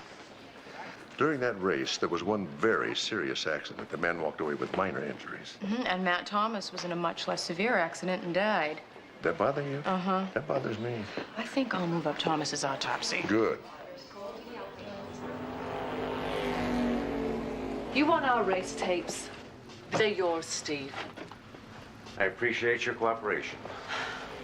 The irony is that yesterday was probably the best driving Thomas had done all season. Maybe ever. Which is a roundabout way of saying that I hope we get these back. I'd like to give them to his family. I'll see to it personally.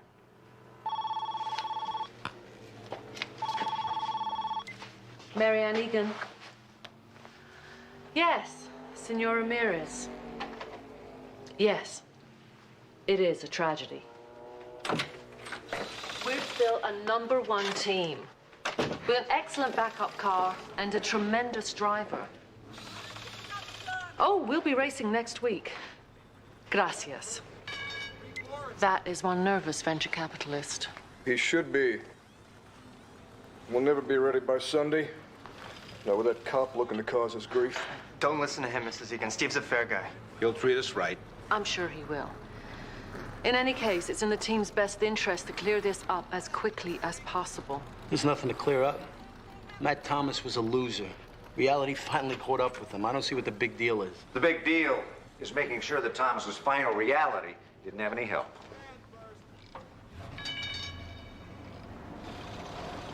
Steve? How far are you gonna go with this thing? I mean, why waste time on an investigation that's going nowhere? I'm just doing my job. And my team is trying to do theirs. But you keep poking around, getting in everybody's way, they're gonna fall apart. We'll lose our sponsors. Matt Thomas lost a lot more than a sponsor, Eddie. It was an accident. The man shut it out. It happens. You've raced, you know that. So no one sabotaged his car. Nobody wanted him out of the way. Look, Steve, I've crewed on every podunk team between here and Talladega. It's taken me 20 years to make crew chief on a top-rated outfit. Don't screw this up for me, please. It's a police matter now, Eddie. I'm sorry.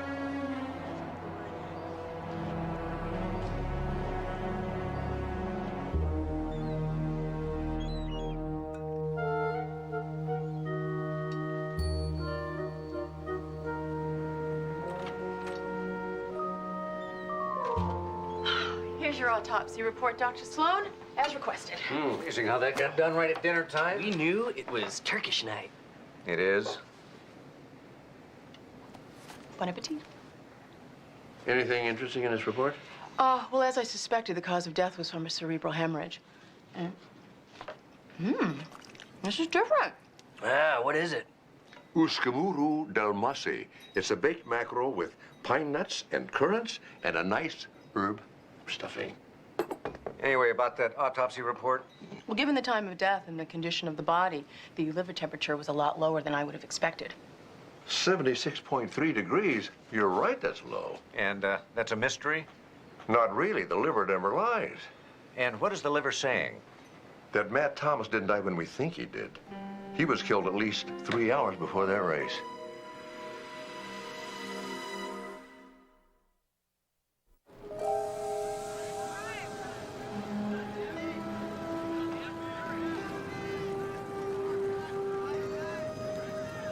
Okay. What do you see? Of course, Matt Thomas had a sprained arm. There's no way he could have climbed into the car like that. Okay, so now we know for sure an imposter did the driving, but how do we know that he made the switch with Thomas's body and why? Well, I guess we know the answer to the why part, and that's to cover up a murder. And as for the how, he could have planted the body in the infield before the race. Right. And then slipped away in all that smoke and confusion after the wreck. Yeah, but he still had to fool Eddie and the entire pit crew. Well, the guy was wearing a helmet and a driving suit. I mean, there's no way anybody could have gotten a clear look at him. And he didn't show up at the pit till the last minute, so nobody had a chance to talk to him either. We did hear his voice come over the radio, but it could have been somebody who sounded like Thomas. Well, I've got kind of a theory about that, but right now I'm more concerned about what caused his death. Oh, you made a notation in there, Amanda, about, let me see. Yeah, here it is. About the body cavity having an abnormal amount of blood. Yes, there's a strong indication that for some reason the man's blood wasn't clotting properly. Well, could Thomas have had hemophilia? Well, that's not likely. The whole team had to take an annual physical. Well, then the internal bleeding may be the result of something artificial. Hey, maybe you should, Order a complete toxicology panel. I already did, and we should have the results soon. Right at dinner time, no doubt. Hey, that's right. It's Nepalese night tonight, huh? One of these days, I'm going to talk Dad into trying something truly radical, like burgers and fries. Anything show up in the infield? Besides bottle caps and dust, just this. An official Egan Racing watch with no usable prints. Well, according to my inventory, Thomas was wearing his watch. Well, the killer could have left it at the scene of the crime. Or anyone who has one. I mean, there's hundreds of these around the track. Well, at least it'll give me an excuse to go back out there and ask some more questions. And there were a lot of questions to ask. Like who took Thomas's place? Well, whoever it was, he drove one heck of a race. You know, that's another thing that bothers me. Why would anybody that good get involved in this? How about someone who really had something to gain? Like the team's backup driver. Halsey? Ridiculous. I've watched both him and Thomas race for years, and believe me, that was not George Halsey out there. What about Thomas? When was the last time you actually saw him? The night before the race, we discussed strategy after dinner. Now, if you'll excuse me, I've got an appointment. I just had one more question. I'm sorry. I'll replace it, but I can't refund your money. I just wanted to know if you'd seen it before. Detective, I've handed out dozens of those to the crew, our sponsors, racing officials, even my Uncle Harry. And when I get around to it, I'm going to sue the manufacturer. They're absolute junk.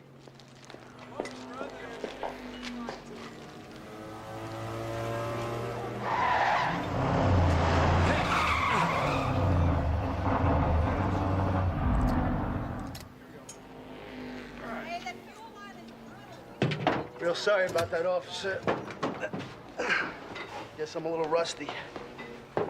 Too rusty to have won yesterday's race? And what's that supposed to mean? Depends where you were during a race. I don't have time for this. Make time, Halsey.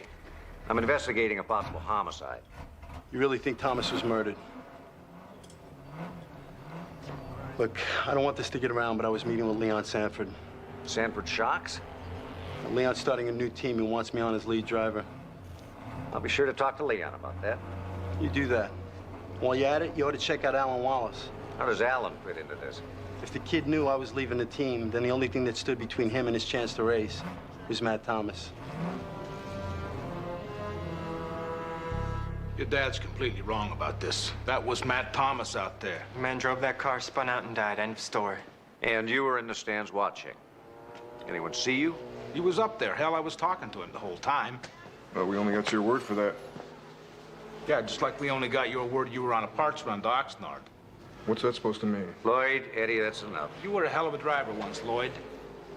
You got your own reason to see Matt Thomas done in out there. Matt Thomas was stupid. Not so stupid he couldn't see what a lousy crew chief you were. You smart mouth punk. Alan, back off. You too. Nice work, Steve. You got us all at each other's throats. Thanks.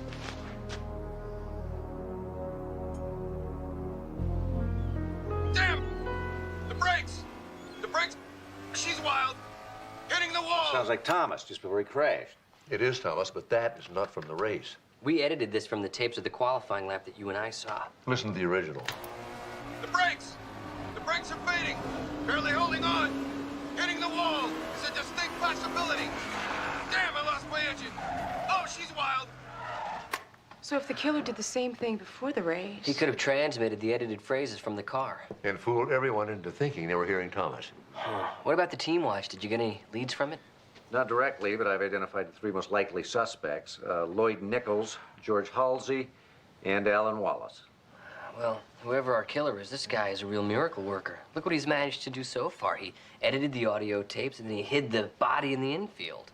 And he drove in Thomas's place, won the race, staged an accident, and switched places. All to cover up the fact that he had killed Thomas hours earlier. And let's not forget that somehow during all this, our killer managed to keep the body, outwardly at least, warm. Well, his fire suit would have provided some heat retention. But not enough to make a difference after several hours. That's right. That's how they did it. Come on in the pit. Slap on a hot set of 4.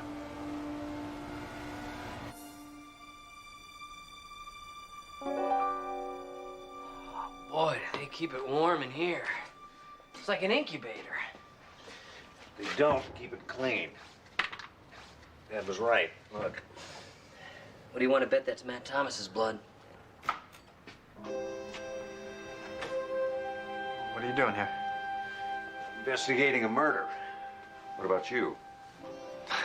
I work here. I came in to clean up. Well, it's a good thing because it looks like you've got a real mess on your hands.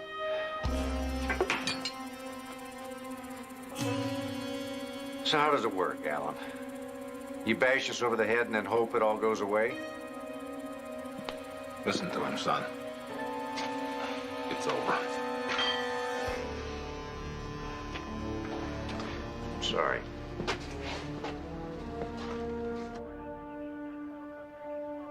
Thomas knew my boy wanted to race. He thought he was after his job. That night we got into it in the garage. He took a swing at me. You were trying to protect yourself. I only hit him once. He went down and... And then Eddie cooked up this plan to cover it up. I thought if the truth came out, no sponsor would ever want Alan to race for them. Even if it was self-defense? With sponsors, it's all about image. I really thought we could pull it off. We figured out how to fake the radio calls, crash, everything. Everything except biology. It was Thomas's internal temperature that tripped you up.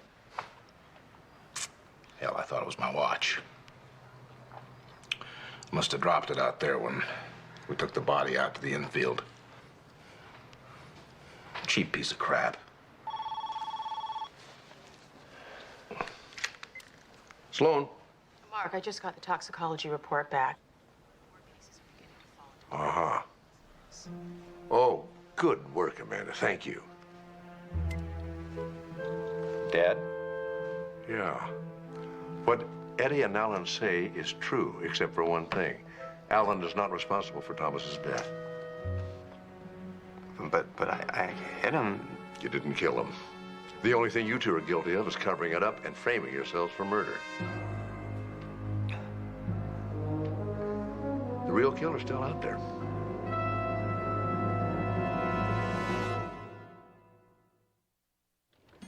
The toxicology report has lots of surprises. Full anticoagulation presented with a prothrombin time of 40 seconds, activity less than 10% INR of over 10. And in English, that would mean? Well, Thomas ingested a large dose of warfarin, a blood thinner. It's a standard treatment for phlebitis, which Matt Thomas did not have. How dangerous is this stuff? Let's just say he was a walking dead man. Even a relatively minor trauma would lead to fatal internal bleeding. After administering the warfarin, about all the killer had to do was arrange some kind of an accident during the race. And it would look like the crash killed him. Well, that explains the sabotage lug nuts. Except the murderer wasn't anticipating that Thomas was going to get in a fight with Alan before the race began. Now, all we've got to do is figure out who had the motive, who had the opportunity, and who had the knowledge to sabotage that car and poison Thomas.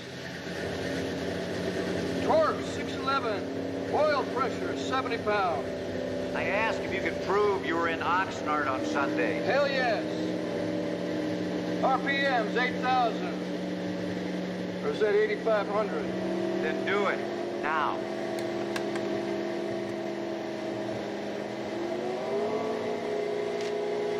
Gas, hotel, dinner, breakfast, all with a date and time stamp. Team rule. Gotta do that or you won't get reimbursed. 2 engines in 1 week. Are you trying to ruin me?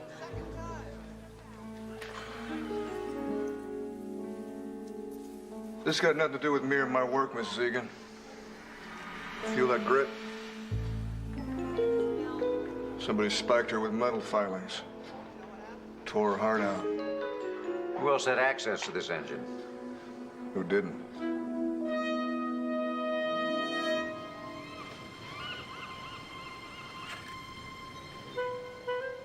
There's one thing consistent about this case. Everybody who had a motive to go after Thomas turns out to have an airtight alibi.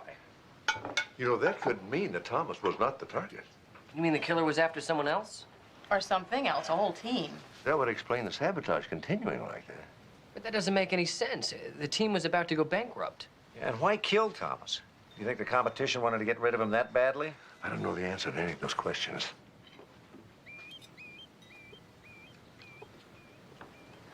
What's the matter? Nothing. You want it well done? I'll put it back on the grill. No, not. Just lacks something. Personality. Exactly. How about some mango chutney? Hey, maybe some pineapple rings and a little salsa. Fresh ground ginger, please. That would be tasty. You know, do you have any of that teriyaki sauce? Guys, it's a hamburger. Grease gives it flavor.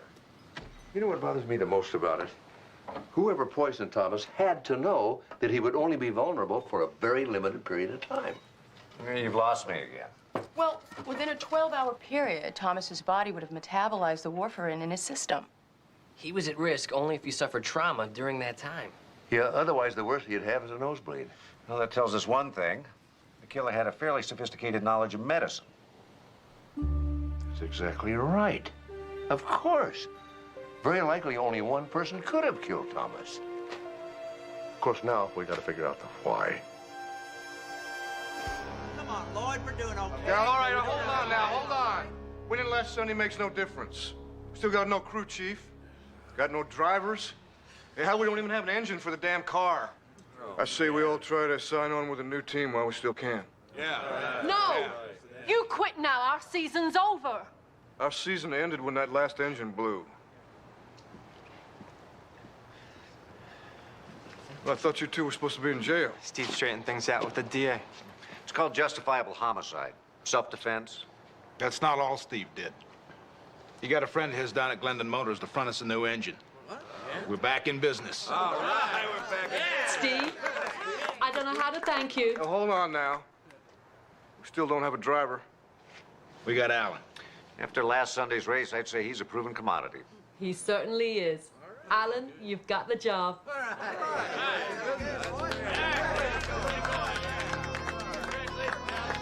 Welcome to the team, Alan.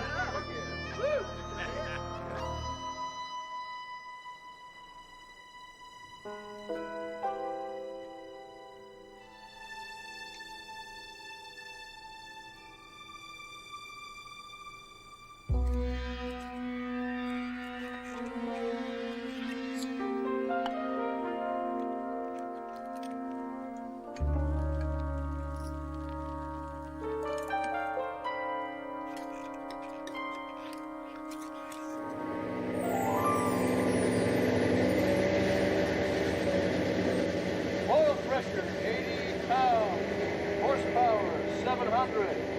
RPMs, 8,000. This baby's dynamite. If you'll excuse me, I have an appointment with some new sponsors. Marianne, you don't want to leave right now. This is fascinating. We shouldn't get so close, Mark. Oh, I'm sure it's safe. It's safe, isn't it, Lloyd? 9,000. 9,500. Isn't that something? You know, the average car can maintain safely 5,000 RPMs. These precision racing engines can go 11,000, even 12,000. Isn't that right? You got it. I know, Mark. I own the team. 10,000. 10,500. Look at that, 11,000 still rising. 11,500. That's the red line.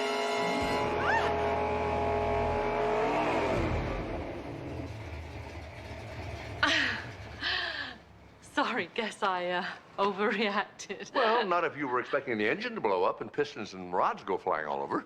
Which isn't surprising since you sabotaged the engine yourself. Sabotage which Eddie detected and repaired this morning early before anybody got to the track. It was you who was trying to wreck us. Your own team. Unfortunately, you didn't stop there. You murdered Matt Thomas. I don't have to listen to this. Hold it, lady. How can you say I killed Matt Thomas? It could have been anyone. Well, not just anyone would have known about warfarin and its side effects, which because of your husband's illness you did. My husband died of a blood clot, Doctor. Matt Thomas died in a fist fight. No, Matt died of an overdose of warfarin. It's a blood thinner used to treat thrombophlebitis, the very disease that caused your husband to have a fatal blood clot. That's how you knew about the warfarin. You poisoned Matt by making his blood so thin that even the slightest little injury would have killed him. And to make sure he was injured, you sabotaged his car. Oh, right. That's how we owners get ahead. We sabotage our cars and kill our drivers. Your getting ahead is exactly what killed Matt. I had Steve check your finances. That's an invasion of privacy. That's a murder investigation. And I found out, except for the team, your cash flow is all negative. You're recovering your losses with money you raised for Egan Racing. Only you got greedy. You, oversold your shares in the team to every investor you could round up. Okay. I needed money. A lot of it. I couldn't afford to write this team off as a hobby, but I... What you couldn't afford was to have a winning season. Your investors would have expected a return on their money. You know, it's really ironic that Matt Thomas died because he was having the best season of his career.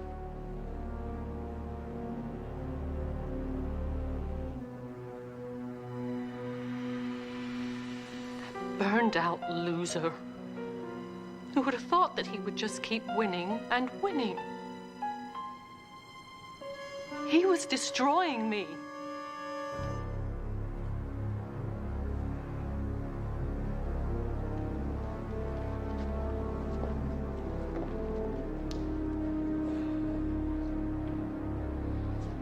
We owe you guys.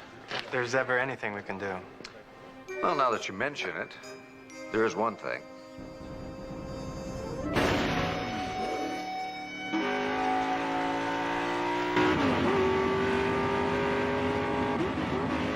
He's going really fast. Relax.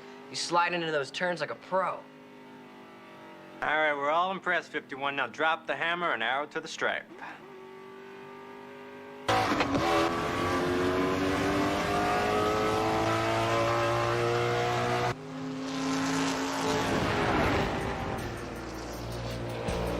That Sloan sure can run a lap.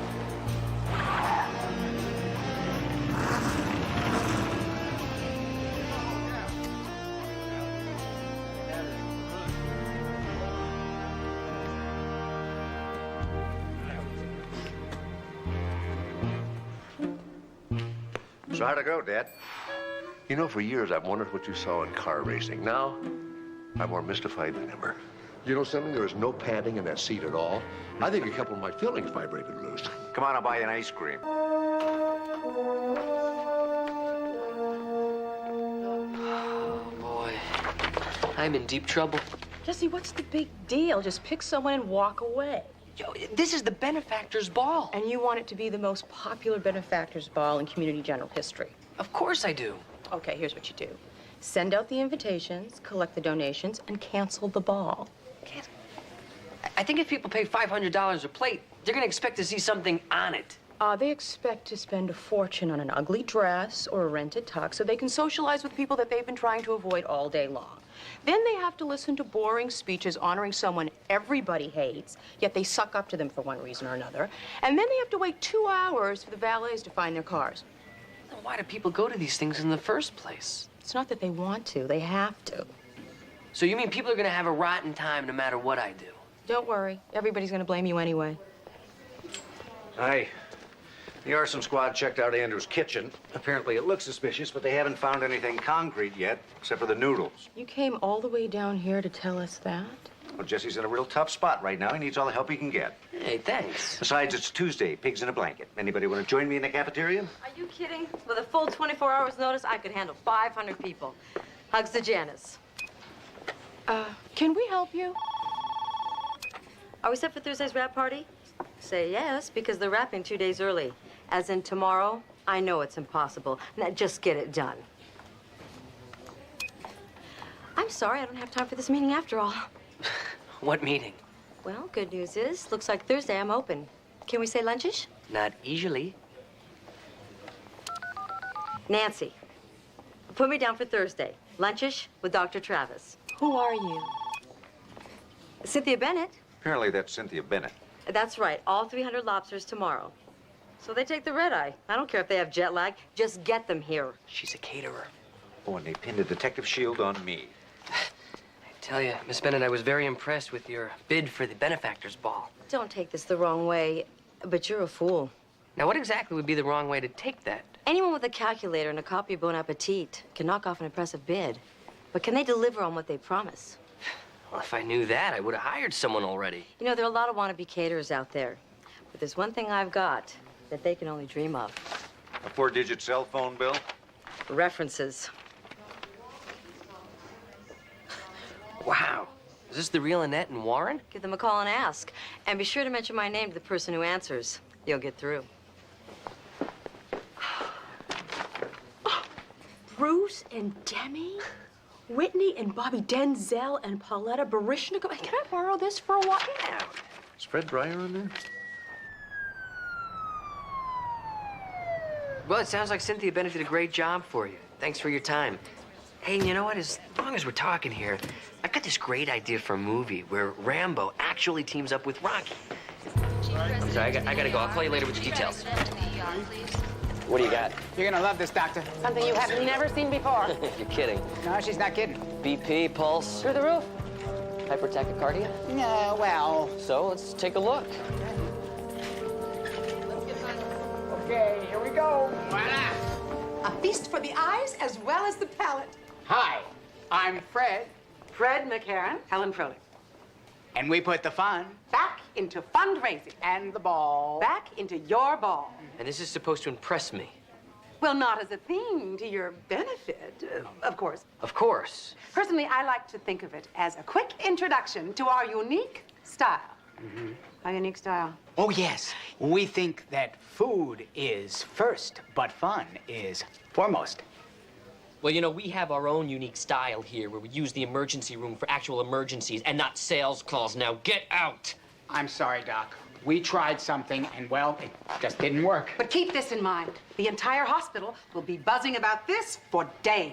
When you get right down to it, isn't that what you want to get with a benefit? That buzz, you know? You know where to find us. We're in the book.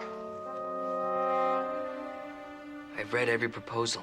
I've studied every menu. And I've called every reference. And I've come to the conclusion that there is only one man who can handle this job. And that man is you, Mr. Gaylord. Excellent pitch, Dr. Travis. Superb. You know, if you had been on my staff and looked after my sales, I might have been able to retire years ago. So then you'll do it. And it's gonna be a glorious evening with you in charge. See you at the dessert table. No, hold on. I can't. Says who? Dr. Travis. I have catered more than my share of parties in Hollywood.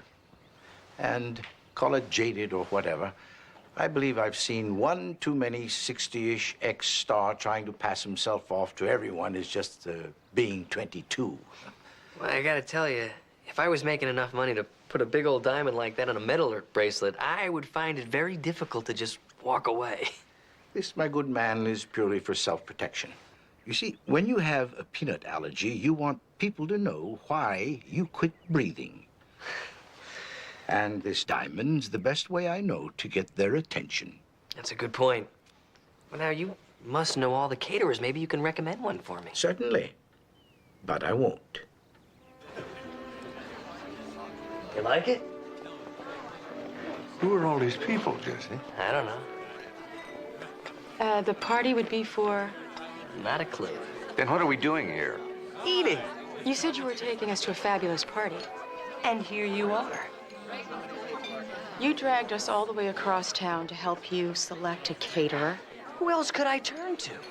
Jesse, sooner or later, you're going to have to make a decision for yourself. I know that, but before I choose, I need a little guidance. I don't know how to talk to these people. Amanda, you have natural elegance. You could blend in with these guests and see what they think of the party. And Mark, to me, gourmet means sesame seeds on a bun. You have a sophisticated palate. You could tell me if this food is worthy of $500 a plate. And Steve, it's a nice tie. You know, I have to admit that veal Prince Orloff looks a little better than anything I've got in the freezer. You have half an hour, Pacciolmi. Okay. Hey, there's Cynthia Bennett. I hope you don't mind if I go chat with her for a little while. Oh, no, I'll just hang around here and wait for someone to admire my tie. Yeah. Hors d'oeuvre, sir.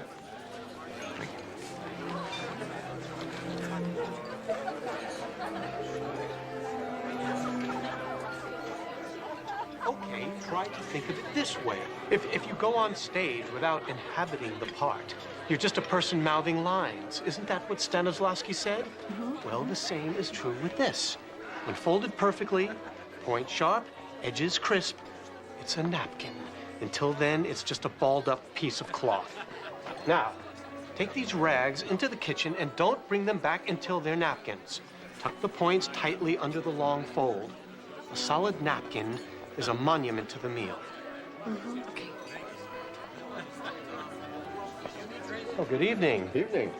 You enjoying the party, Dr. Sloan? Lovely. Very nice. Oh, thank you. Oh, Stanislavski would definitely approve. Yes, well, most of the waiters on the party circuit don't really care about the job. It's just what they do until the real career kicks in. So in order to motivate them, I have to speak in terms that they can understand. I can see why caterers like working with you. I tried to do a good job. Although I must admit, I'm surprised you're working with this particular caterer. Cynthia? We've done hundreds of parties together. Even though Willie said she sabotaged his party? You know, you could have been hurt. Explosions aren't Cynthia's style. Besides, she can do more damage with an ugly rumor and a cell phone than 1,000 pounds of dynamite. May I interest you in some of these? Excuse me, Dr. Sloan, I have a jewelry crisis.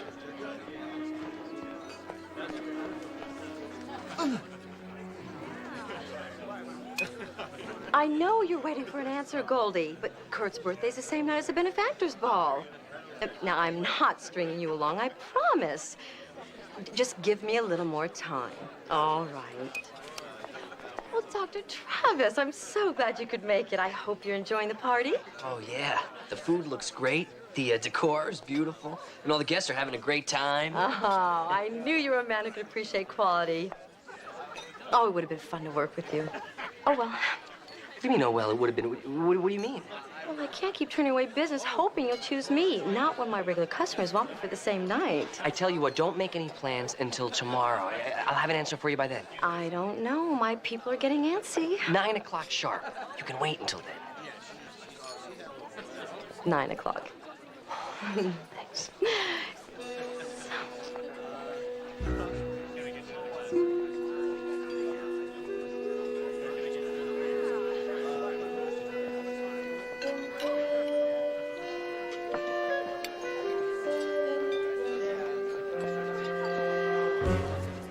Hey, is this a great party or what? Can we leave yet? Mind if I eat my food first? As long as I don't have to watch. What's wrong? I think it was a shrimp toast. You know what your problem is? You don't have a stomach for fine food. Shrimp toast? Deal Prince Orloff. Now, no offense, Mark, but as you get older, the digestive system gets a little twitchy. You may want to stay away from the rich foods. Deal Prince Orloff? Cheese balls. Amanda, all these years in the path lab, who would have thought that you had such a tender little stomach? You know something? I don't think it's Amanda's stomach or ours. Oh, are you all right? Oh, my goodness. I don't know, did he? Is he all right? Call 911.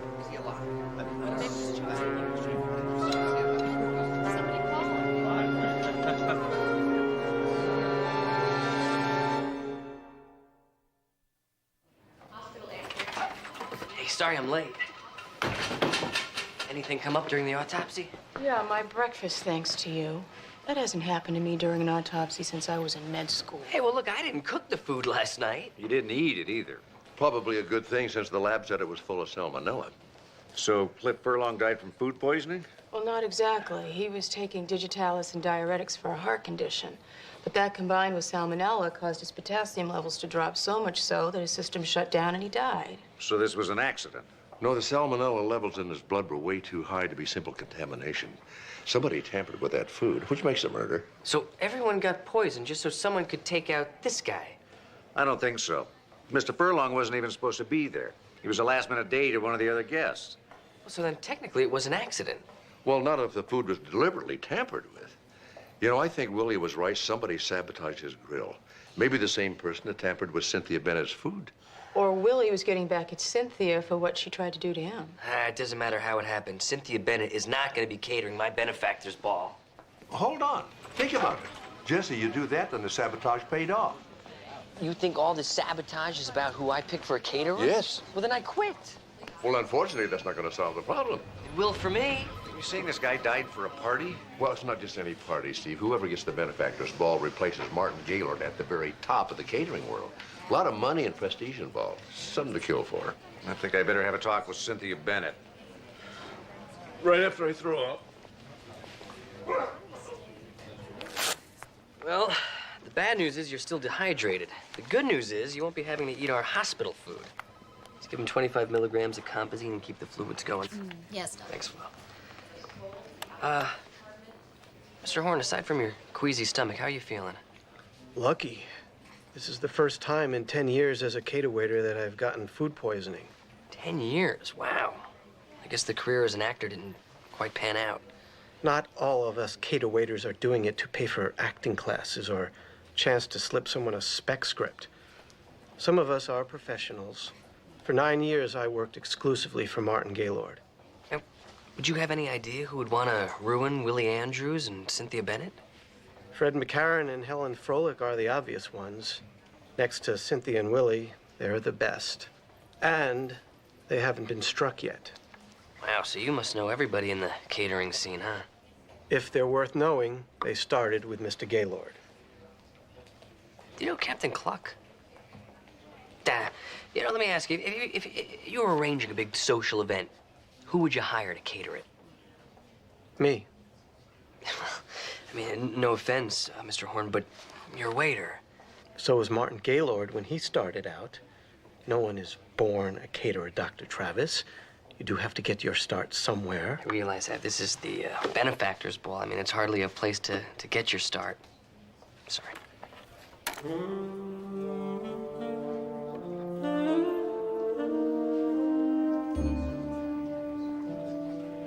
Ah, Dr. Travis, would you kindly direct me towards Emerson Horn's room, please? Mr. Gaylord, I can do better than that. I'll escort you myself. Terrific. It's the least I could do for Community General's new Man of the Year. Hello. Yeah, congratulations. The Man of the Year has traditionally been a recognized humanitarian and a very generous benefactor to the hospital. Well, then explain David Hasselhoff. The point is, I hardly qualify. But without you, the Benefactors Ball wouldn't be the premier fundraising event that it is today. You're directly responsible for raising millions of dollars in donations. Let's face it, you're irreplaceable. Thank you. I'm very honored. So, Man of the Year, who should replace you? Ah, if you named me Man of the Year simply as a ploy to get me to select a caterer, I'm afraid you are in for a very grave disappointment. Well, so are you. Unless you like Captain Cluck's chicken fixins. Dr. Travis, I simply cannot select a caterer. It's like asking a father to name his favorite child. Hey, you could tell me which one would be most likely to sabotage his competitor. All of them. I'm afraid they all have my ambition and none of my ethics. However, they can throw a fabulous party. Good luck, Doctor. Ta-ta. Of course I understand, Ingrid. We can't afford to take chances. I've done every party she's ever been to, and now I'm not good enough to cater a bachelorette party for 35 of her supermodel friends. After last night, can you blame her? She probably didn't want her friends to spend the next day throwing up. They're supermodels, Detective. That's what they do anyway. Cynthia can't come to the phone right now. She's busy vomiting. If you'd like to leave a message. Hello. Why don't you just shoot me? The thought crossed my mind at about 3 o'clock this morning. So I'm the bad guy? That's what I'm here to find out. You know anything about the explosion that ruined Willie Andrews' party? Well, of course I do. Thanks to his misfortune, I was about to get the contract for the Benefactors Ball. What are my chances now? If it was up to me, Well, with me and Willie Andrews out of the running, that just leaves the dastardly duo, Fred McCarran and Helen Froelich. there must be 1,000 other caterers in this town. Yes, but only 3 who trained under Martin Gaylord. Anyone else is just fast food. Hey, I was never poisoned by Burger Boy. And I smoked 6 packs a day for 12 years. Does that mean I shouldn't worry about lung cancer? Well, Fred and Helen did do it. It wasn't a very subtle plan. They stand out like a topless dancer at a funeral. So you've been to one of their events?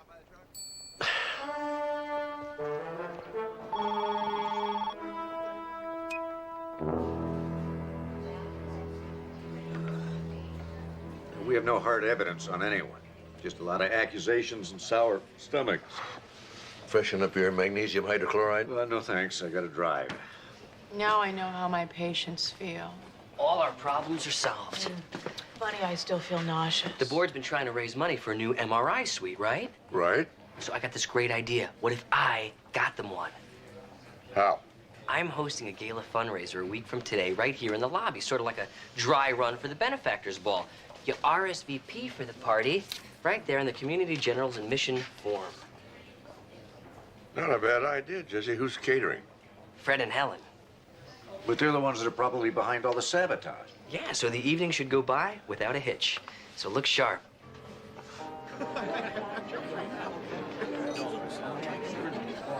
Very good. Oh, hi, Jesse. Yeah. Nice turnout. Yeah, and we're saving a bundle on overhead. I mean, no room or furniture rental, plenty of parking, and free decor. Be careful, Jesse. You're starting to sound like an administrator. Oh, yeah, I see you finally wised up and went with the real chef from downstairs. What'd you go with, macaroni and cheese or the chip beef? They're both great. You know, he wasn't raised that way. He's gonna be so depressed when he lifts that lid and finds that there's lamb medallions and champagne mousse. Don't look. Let's see that lady following the food cart. That's Jan Curran. She's the society editor for the Los Angeles Chronicle. She's always first in line for the food. And last to leave the bar. If she writes about this in her column, you have arrived in society, Dr. Travers. See, Mark, I told you, there's nothing to arranging a little fundraiser. Except your caterers may be killers. So, we arrest them after the ball. I gotta hand it to you. The food is great. No, I love it when they put a little bacon bits in the meatloaf. You know, no bones. Oh, my God! That's hospital food! Yeah, and it's hot, too. You better get a plate quick. We're ruined! I'm ruined. What's the problem? Well, no one's gonna pay $250 a plate for our slop. Hey, that's a bargain compared to what the hospital usually charges a patient. My arrival in society. What's that? Oh, I'm so sorry, but this is for the tubal ligation patient in room 6 there. Your meal is on the way. Just step on up and enjoy our bar, huh? Where's the good stuff? I don't know. Somebody must have hijacked the truck. What do you mean? You, stop! Stop!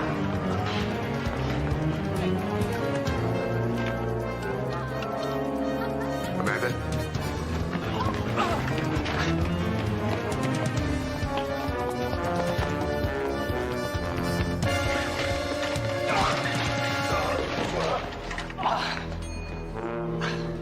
Sorry. You're under arrest. You really know how to throw a party.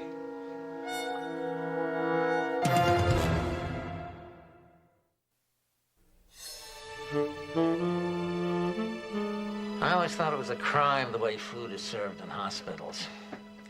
Until now, I never knew it really was. This isn't a joke, Mr. Andrews. It's exactly what it is, Lieutenant. It's just a harmless prank. It's just like what those two scoundrels pulled on me when they blew up my charcoal grill. You said Cynthia Bennett did that. Yeah, well, that's what I thought, you see, until all those people got poisoned at her party. And how do I know you didn't do that? I'm not that kind of person. You're just the kind of person that would break into their kitchen, lock the chef in a freezer. I tossed them a down jacket first. Destroyed everything they cooked, and steal their van. I returned it. Oh, yeah. That reminds me. You parked in a handicap spot. That's a $2,000 fine. So why don't you just convince me that you didn't contaminate Cynthia Bennett's food, and in doing so, kill one of her guests? I didn't destroy everything Fred and Helen cooked. I dropped it off at a homeless shelter. And you saved the receipt for your taxes. The point is, Detective, I'm an artist. Food is my form. It's my life. I'd never waste good cuisine, whether I cooked it or not, and I certainly could never poison it. Not even for the lucrative catering contracts you might land if you got the benefactor's ball? I wouldn't. But Cynthia, Fred, and Helen, they're not like me. No. They might.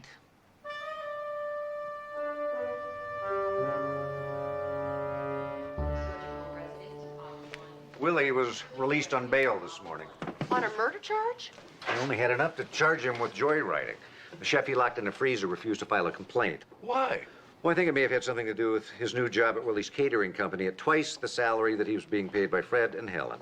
Ah, shame. So we're no closer to finding our saboteur or the guy who murdered poor Mr. Furlong. At least Willie's prank wasn't lethal. I guess you've never had the hospital's butterscotch pudding. You know, we can't take the chance the next prank won't be lethal. Where are you going? I want to talk to Jesse. We need to buy ourselves some time. Well, the good thing is it's a simple break, so we'll keep this cast on her for about 6 weeks, and you'll be arm wrestling your brother Jasper in no time. But next time, don't do it on a granite countertop. I really can't talk right now, so we have to make this fast. I'm with a patient. You want to get out? Say hello to Elton John. You have to give me the benefactor's ball, or Cliff Furlong's death has no meaning. Is this about that guy that died at your party? Well, maybe you can live with that guilt, but I can't. Thanks, Elton. You're a candle in my wind. Let's talk about that brunch. You just put a sling on that, and we'll schedule a follow-up in 3 weeks. Bye, Julie. Hospital X-ray tech to 5E. Hospital X-ray technician to 5E. I'm not going to say a word. My food speaks for itself. Security? Yes? You escort this man out of here? Yeah, but just try a bite. Just one little bite. Hey, bon appetit.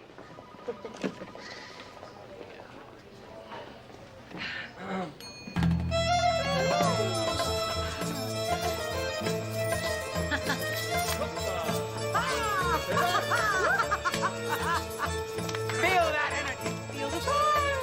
We can bring this to the benefactor's ball. Bring in security to the treatment area right away. Thanks. Oh, I don't think he's feeling the fun. Come on, darling, come on. Goodbye to the service.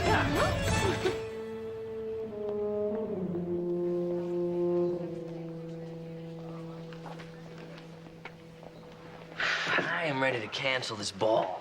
Jesse, you can't cancel the ball. Those are the biggest donations of the year. We need them. But I doubt we're going to be able to unmask our saboteur by then. So what do we do?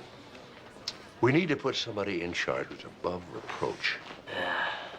Captain Cluck.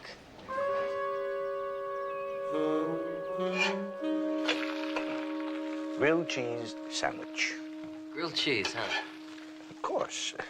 Just because I'm a caterer doesn't mean that every meal is truffles and caviar. I do enjoy the basics, too.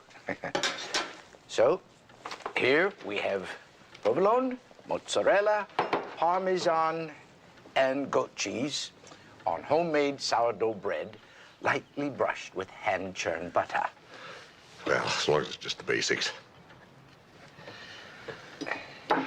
So, fellows, we didn't come down here for lunch now, did we? Or did we? Well, no, we didn't, Martin.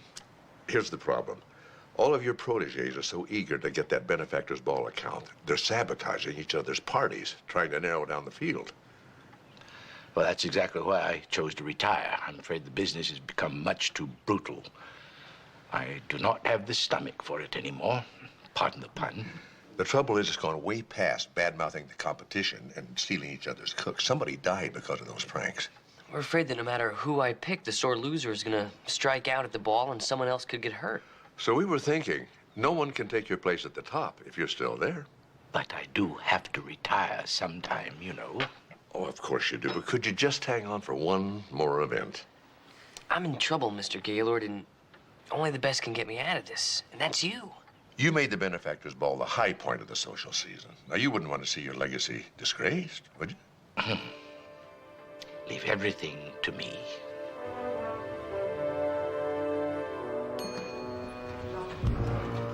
Aha!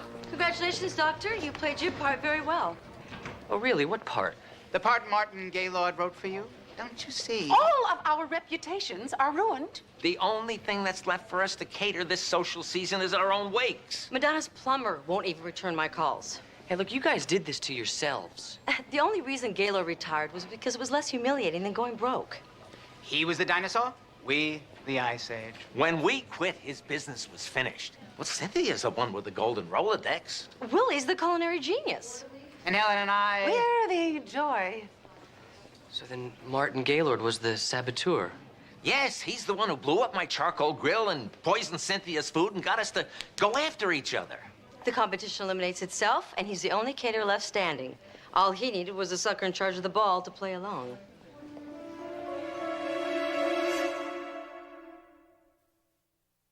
I hate to say it, but their theory's as good as any. It could be Gaylord. Well, it could also be any of the others, too. Yeah. Everybody's got a motive. Doesn't make my job any easier. Your job? What about my job? My future here at the hospital is at stake. What are we gonna do? I think the only thing we can do, have a party. How could you think about a ball knowing what we know or don't know? You know? Everything that's happened is centered around that ball. I think the only way we're going to find out the truth is to have the ball. Gentlemen, rent your tuxedos. This is going to be a killer.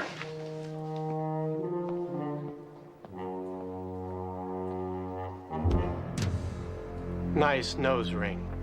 Get out. Hello. A little old to be starting as a cater waiter, aren't we, dear? I'm embarking on a career change. I see. You photograph well. No previous service experience? I worked at Burger Boy one summer while I was in high school. Balance. Act like you're a waiter. Walk. Smile. Let's see some teeth. Stop. Offer me something on your tray.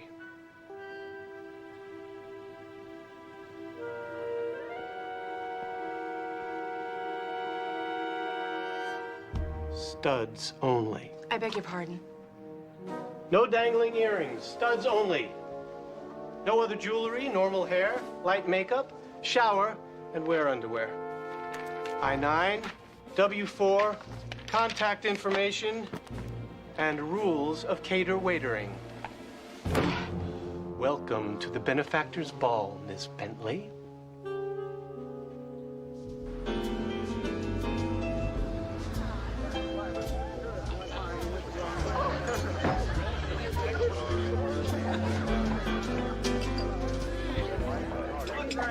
They're supposed to be in circles, not ovals.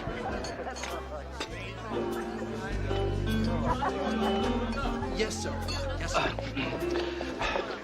Daisies on the canisters, flocks in the megaphones, not film. Yes. Relax, Doctor. Everything's going to be just fine. I'm not a doctor, but I think you're supposed to take it by the teaspoon, not by the gulp.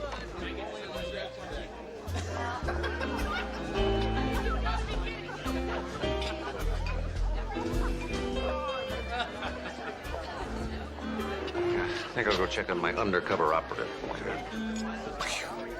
Howdy, Gardner. Good evening, Duke. Thank you.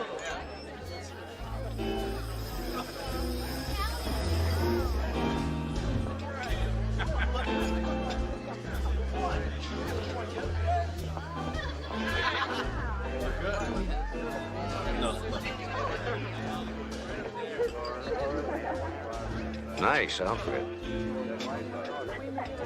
If you ever ask me to do something like this again, I expect to see you in fishnet stockings and heels as a gesture of sympathy.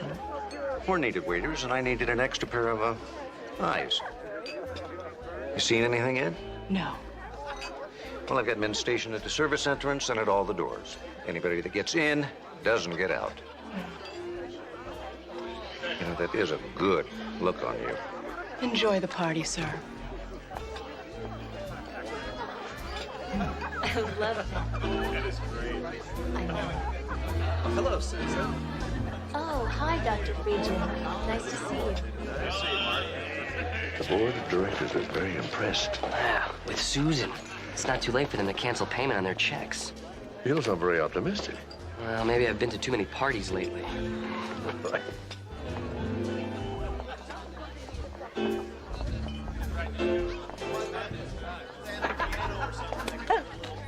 That is the one thing a cater waiter never does. Eat before the last guest has left and all the glasses and linens have been repacked. I don't work very well on an empty stomach. You won't work at all if I catch you touching the food again. Do I make myself clear? Yes.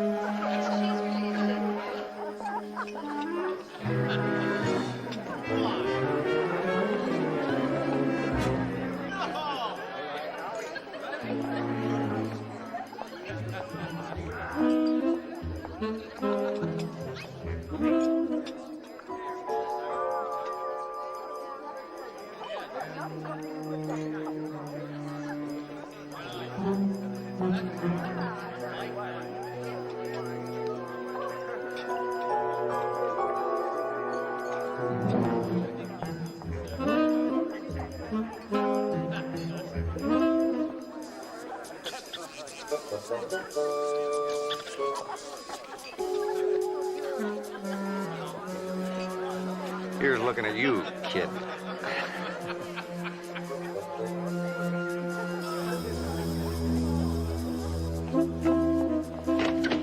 May I offer you some punch?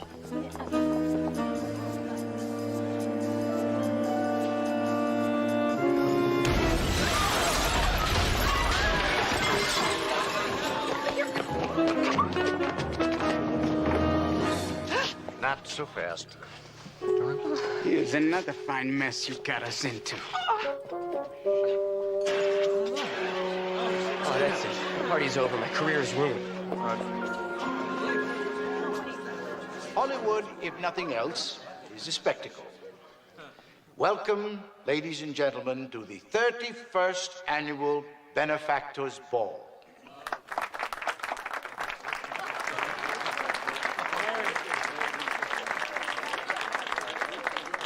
Everyone enjoys a good movie explosion, but the best special effect is the smile on a child's face.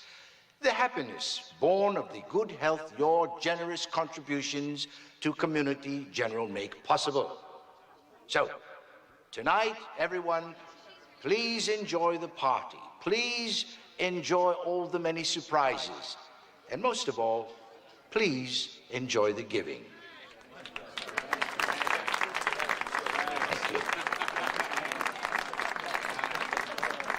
Amazing save, Martin. Oh, thank you. But that was absolutely nothing. You should have seen when the white tigers got loose at the county zoo benefit. Well, I tell you, if you weren't man of the year, I would make you man of the year. Man of the year.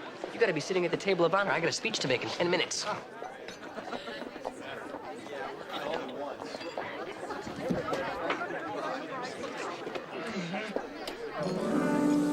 Don't touch that. I know it's very pretty, but it does have to go onto one's lap eventually. Not this one, Martin. Mr. Horn. Little problem with this napkin. Well, it looks fine to me. Sharp points, firm body, tight base. Look at the other napkins on the table. Floppy points, flat bodies, loose base. This is ridiculous. I'm terribly sorry. Oh, don't be. Saved Mr. Galen's life. I don't understand. Jesse told me that you were allergic to peanuts. Yes. This napkin's covered with a thin film of peanut oil. You touch this to your lips, you could go into anaphylactic shock. You going somewhere? I'm working a party, in case you hadn't noticed. Looks to me like you're trying to flee the scene of an attempted murder. Don't be ridiculous. This was the only neat napkin on the table because it's the only napkin on the table that you folded. You know, you were right. Someone was trying to pit you against one another, but it wasn't Martin Gaylord. Was it, Mr. Horn? You're basing this laughable accusation on a folded napkin? No, you also worked at Willie's when the grill blew up, and you worked at Cynthia's when everybody got food poisoning. I work 100 parties a year. Besides, I got poisoned too, remember? Well, that is where you made your mistake. Now, what is it that every cater waiter does not do? Never eat until the last guest is left, and make sure all the linens and glasses have been repacked. That is the only way you could have been sick with the others. You ate before the guests left. Disgusting. Just to make sure that nobody suspected him of being involved in sabotage. Did you really think that I enjoyed being a waiter? No one in their right minds wants to do that their entire life. I had my dreams. To be an actor? A caterer. And I told you that, Martin. You promised to teach me, to take me into your company, and then when it was time to retire, all you said was, keep up the good work, Horn. Well, you could have gotten out on your own. How could I possibly compete against them without your help? I wanted to humiliate you, to ruin your reputations. I never thought that the salmonella would kill anybody. No one was supposed to get hurt. Up until Martin Gaylord came out of retirement, at least. Then you saw a one-time opportunity. You were going to kill him because you knew they would all be here. wouldn't have thought they killed him after the stunts they pulled. You'd be the only one left in business who trained under Martin Gaylord. No! Steve! I got him!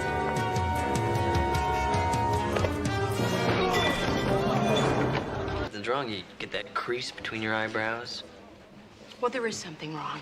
There were 2 policemen searching Dr. Wesley's office. We're talking about a highly respected physician, frequently published in scholarly journals, and she's the dean of the medical school. It's absurd that they think that she's involved in a drug scam.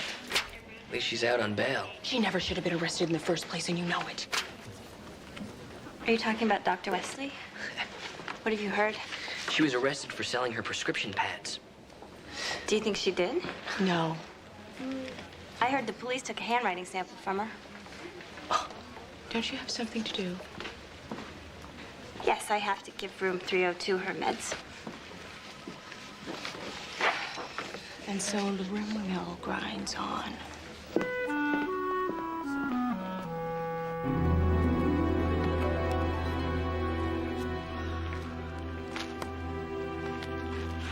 Police department has 24 hours to ransack my office, and hospital security gives me 30 minutes to pack up and move out. Well, I'm sure they don't mean 30 minutes. It's a figure of speech. No, they were very clear. I've got 30 minutes to get everything together and be out of here. They must have a good reason. They don't need a reason. I've been falsely accused and arrested, and the board won't have anything to do with me until this whole thing is cleared up. Well, you know, they have to listen to their lawyers. They should forget their lawyers and listen to me. You could talk to them. Well, as a matter of fact, I just came from there. You came from where? The boardroom. This whole thing was just too precipitous. I went up and talked to them. You went to the board before you talked to me first? Why should I talk to you first? I may have had something to say. I know you're innocent. It doesn't matter. You didn't ask. Well, I didn't know that I was supposed I to. don't need anyone to apologize for me. I was not apologizing. You know, you for could it. have at least checked with me or my lawyer or somebody. Wait, calm down. Don't tell me to calm down.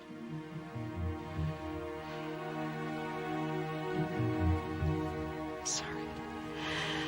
I'm sorry. I'm really sorry.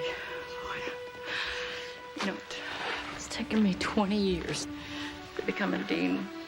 They've got letters of recommendation from Johns Hopkins. They've seen my awards. And they just won't give me the benefit of the doubt. We'll straighten this out. You see, it'll be fine.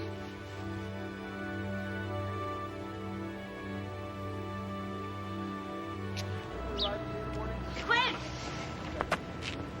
Holly! Hey. Have you got a minute?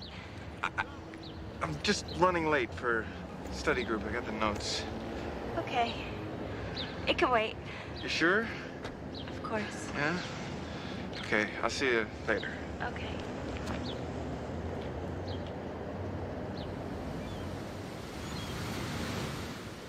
I like the one with the platinum.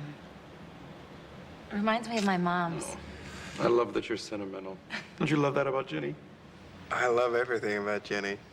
You are marrying into an exquisitely darling family. They say some great things about you, too.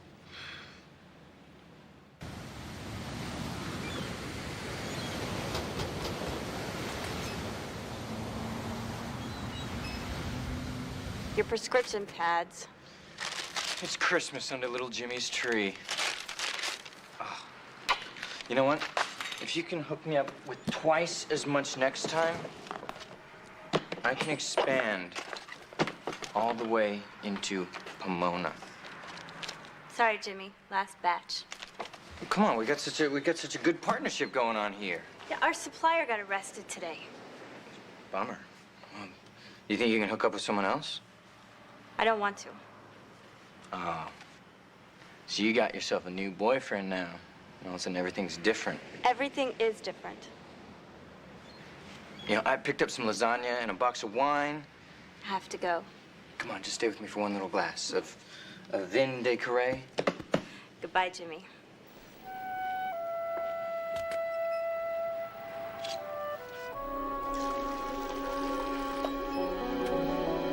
Say la vie. 82 Leva Lacasse.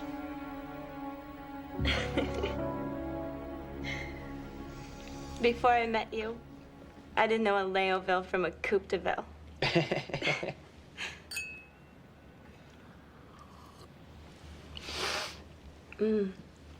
It's wonderful. You're wonderful.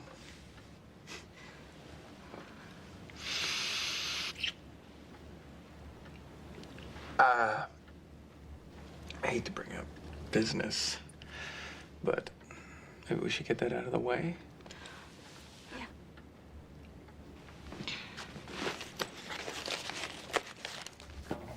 If it smells like carp, it's because he keeps his cash in a tackle box in his trailer on the beach.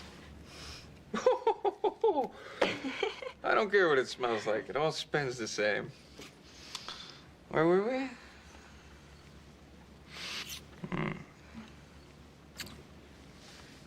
Quinn. We have to talk. No, sorry. I'm pregnant. I know. It's a bit of a surprise.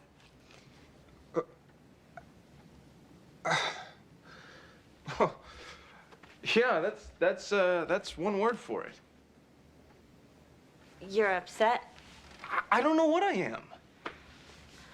I knew it was too much to hope that you could be happy about this. Holly, I'm a third-year medical student. I don't have the money to raise a family.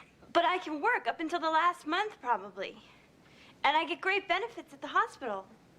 Are you sure that you want this baby? I even told Jim that I don't want anything more to do with the prescription scam. We can't take any risks with the baby on the way. Besides, if anything ever came out about this, it would destroy your medical career.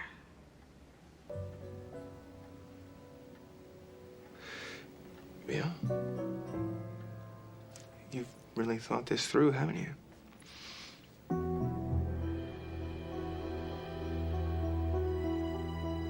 I love you, Quinn. I love you too. But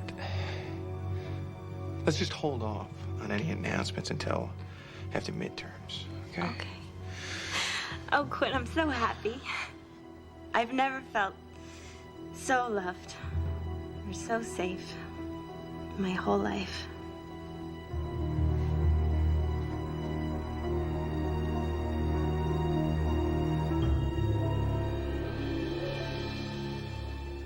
Oh, man. All right. I'll see you later. Okay, yeah. Good luck. Hey, Quinn!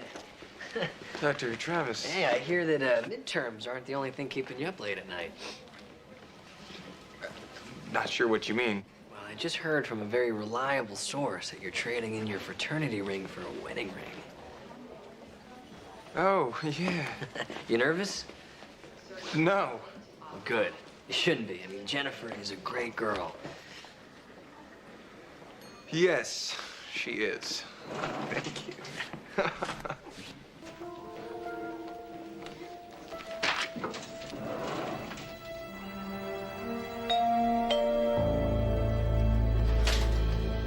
Delivery guy. Hey. Mwah.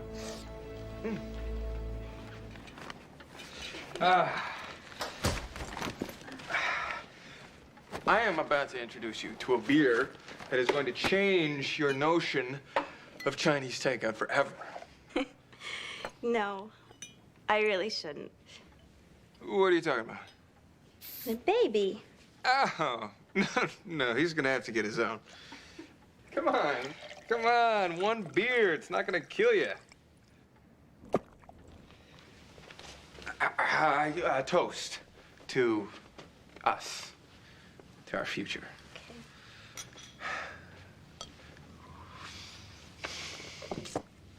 And sweet and sour soup.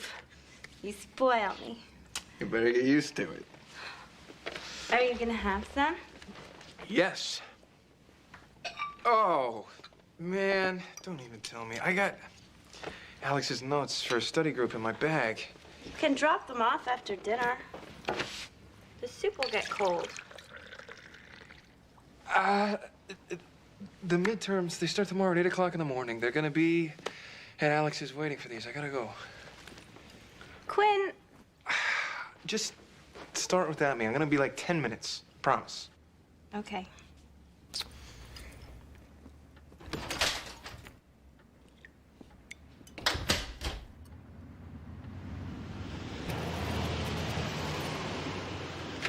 Sip, fortune cookie. So you must like sweet and sour, sir. This is third container you buy tonight. Thanks. See you soon. Young man, hold the elevator. Hold it, hold it. Oh, the cab driver phoned from the lobby. He was supposed to come up and get me. People are so rude these days.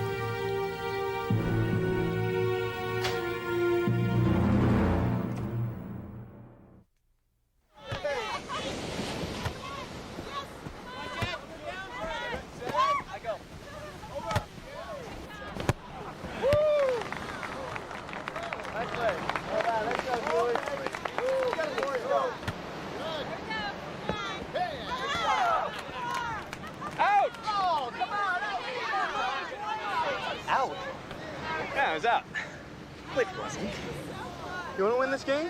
Not bad enough to cheat, no. Cheat? It's all a matter of perspective, man. Like most things in life. Quinn! What's up, Jen? Hey, if you two don't get changed right now, you're gonna miss your own engagement party. I'll be right there.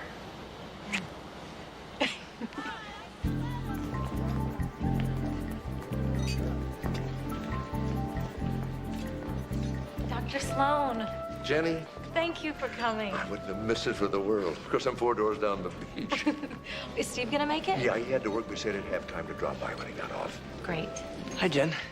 Hey. Sorry I'm late. I had to go home and change. Hey, Dr. Sloan. Hi, Alex. Food's over there.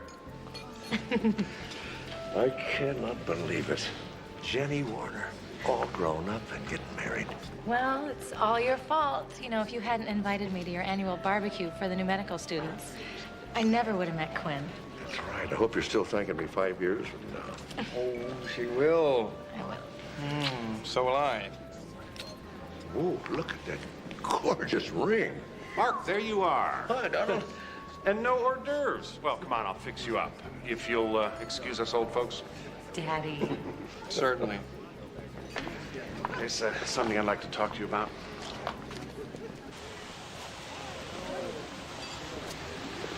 Interesting texture. Awful, isn't it? Bad. I love this place. When I was a kid growing up on the northwest side of Chicago, I swore one day I'd have a house by the ocean. So my kids could swim every day if they wanted. You come out here to tell me about your childhood, Don? No, I didn't. I know you're going to think I'm acting like an overprotective father, but there's something about that boy. I don't know. I don't trust him. Quinn? So I hired someone to check on his background. Now, don't start lecturing me about trusting my daughter's judgment. I'm not going to lecture you about anything. Turns out the family was very wealthy. Was. Now, Quinn's just barely getting by on loans and part-time work. Well, a lot of medical students get by on loans and part-time work. But they don't pretend they're rich. Dr. Sloan, there's a phone call for you. Yes, of course, I'll be there right away. I'm sorry, there's a problem at the hospital. One of the hospital staff. I have to go. I'll see you out.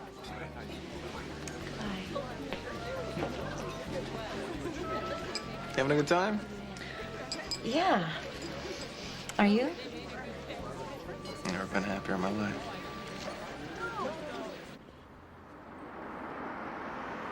She had Thursday off. Friday, she didn't report to work or answer her phone, so today one of the other nurses came by to see if she was sick. She didn't leave a suicide note. Looks like an apparent overdose. Her prescription bottle's empty. Pentobarbital. Pretty tough barbiturate. Mm-hmm. Looks like a lot of food for one person. Did you get a receipt? No, but it looks like there was one. Damn.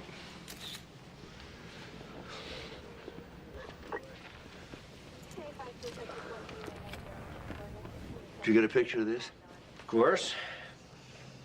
There is something else you should see, though. Didn't take much investigating to find out that Dr. Wesley has some financial problems. Nothing substantial, but she was on a year sabbatical when she took this job.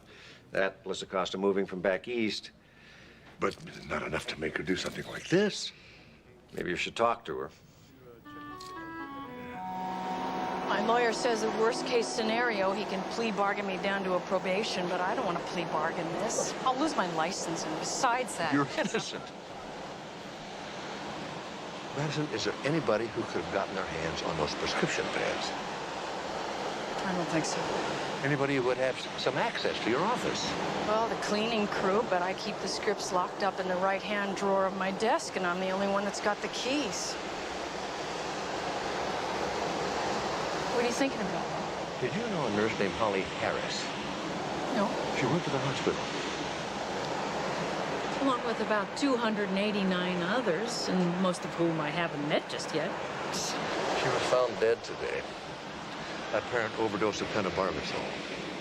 Oh, I'm sorry. Your name was on the prescription bottle. This can't be happening. I'm gonna go to jail for something that I didn't do. Is there any way Holly could have had access to your office? I don't know. Mark, I'm sorry. I need to go home. Of course, I'll take you.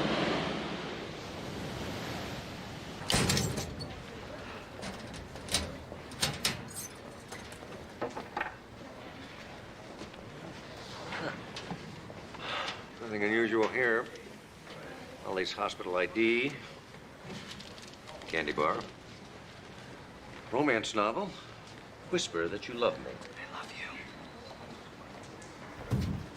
Sample bottle of cimetidine.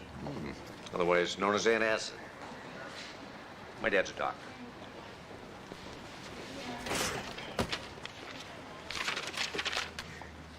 Yeah, this is kind of strange. This was in the pages of her notebook. Patient's medical history? Oh, well, a former patient donated his body to the medical school. And why would she have that? Hang on.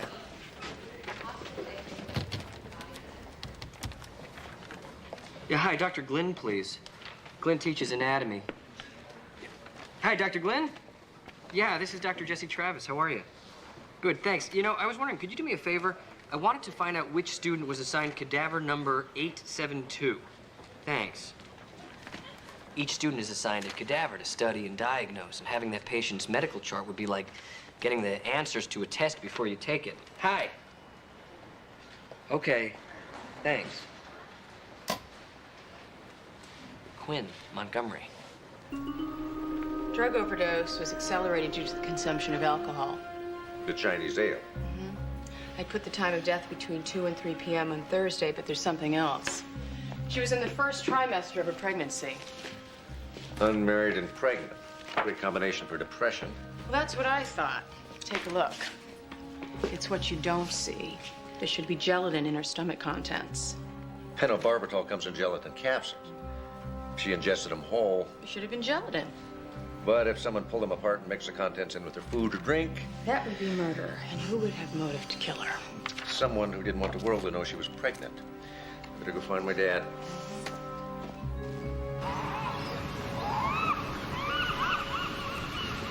There you go. Sit down, Quinn. Thanks for inviting me out. I love the ocean. Reminds me of my parents' place in South Beach. Your parents live in Miami?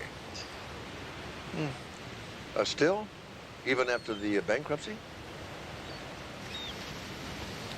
Well, they live in a small apartment now, but yeah. How do you know? See who told me. Jennifer's father. She must have told him after you told her. Actually, I don't think I did tell Jennifer. Oh? Why not? Well, I guess I didn't think it should matter one way or the other. Well, of course it wouldn't. Unless you're trying to hide something from her. I don't have anything to hide, Dr. Sloan. Oh, Quinn, I meant to tell you. You know that young woman whose body was found in her apartment? Holly Harris? Well, did you know her? Holly Harris? She died. How? Oh, it's hard to say for sure. Drug overdose, maybe.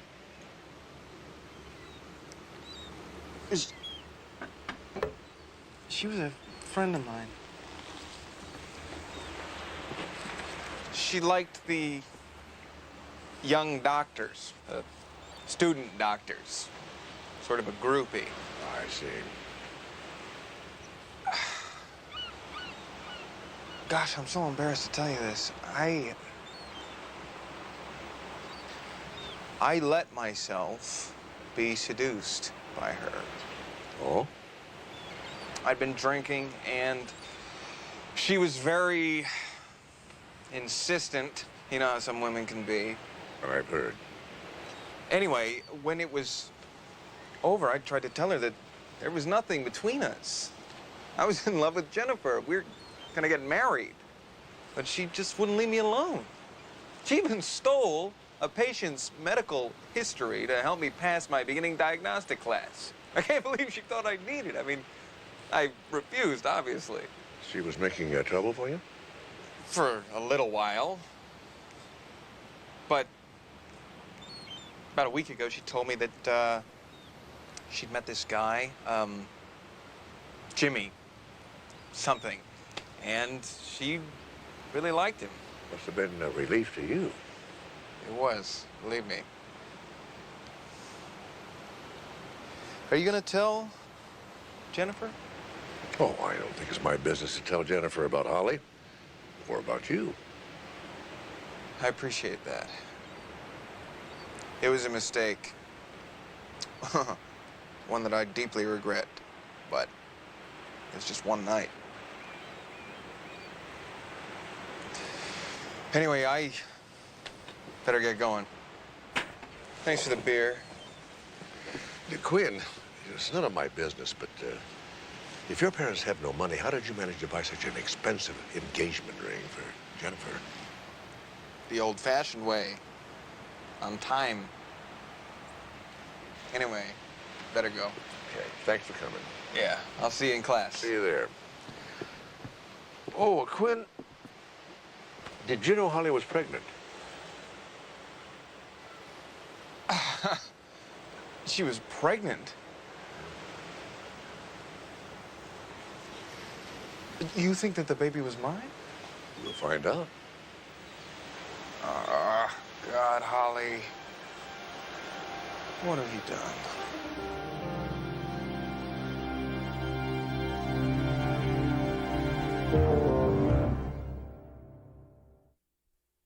Do you know what the board can do to you if they found out that you asked Dr. Wesley to meet you at the hospital? She's being railroaded. We don't know that. Look, the police haven't been able to eliminate her as a suspect based on her handwriting sample. Do you think handwriting is an exact science? No. Mark thinks she's innocent, and that's good enough for me. And if he wants to help her, I think we should support that. Okay, so do I. Why are we arguing about this? Because I don't think that it's going to do Dr. Wesley any good if the board decides to suspend you, too. I'm not worried about my standing with the board. All right, but I think that you underestimate the pettiness of bureaucrats. Me? I don't think so. Madison, thank you so much for coming. You said you might know who stole my prescription pads. Maybe. Charles? Charles Reed is our office supplies clerk. I already have a full day, so if you don't mind. I'll keep it brief. Charles keeps a complete record of every order that comes through supplies. In triplicate. So I asked him to pull your requisition form. Wait a minute. When I first got here, I ordered 3 pads, not 4. That your signature? Yes. 4 pads requisitioned, 4 pads sent. 3 received. Who picks up the orders? I don't know. Nurses, orderlies, office staff, whoever's available. Has Quinn Montgomery ever delivered packages to you? Yes, a few times. I'm calling Mark right now. Amanda, thank you. Of course, stomach enzymes continue to digest even after the body's deceased.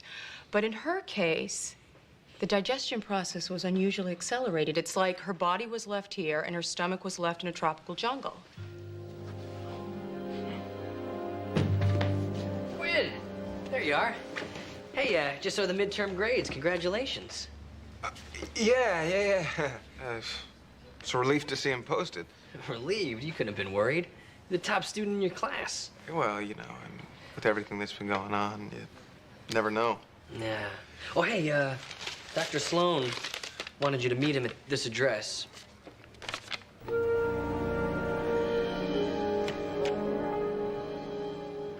Oh, Quinn, you came. Thank you. Dr. Travis said you needed my help with something? Yes. There's some things about Holly's death that don't quite add up. I thought maybe you could see something I missed. Like what? Well, I've been going over the time of death, decomposition. Something doesn't work. Look at this.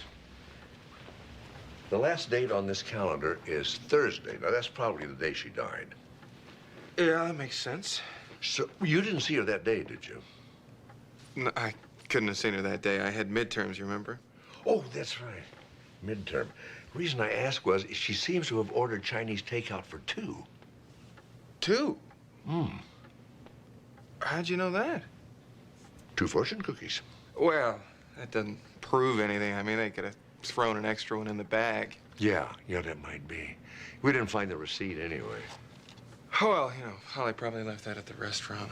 No, it was stapled right to the sack. There's a little piece of it left. Whoever killed Holly ripped that off and got rid of it somewhere. You called? No.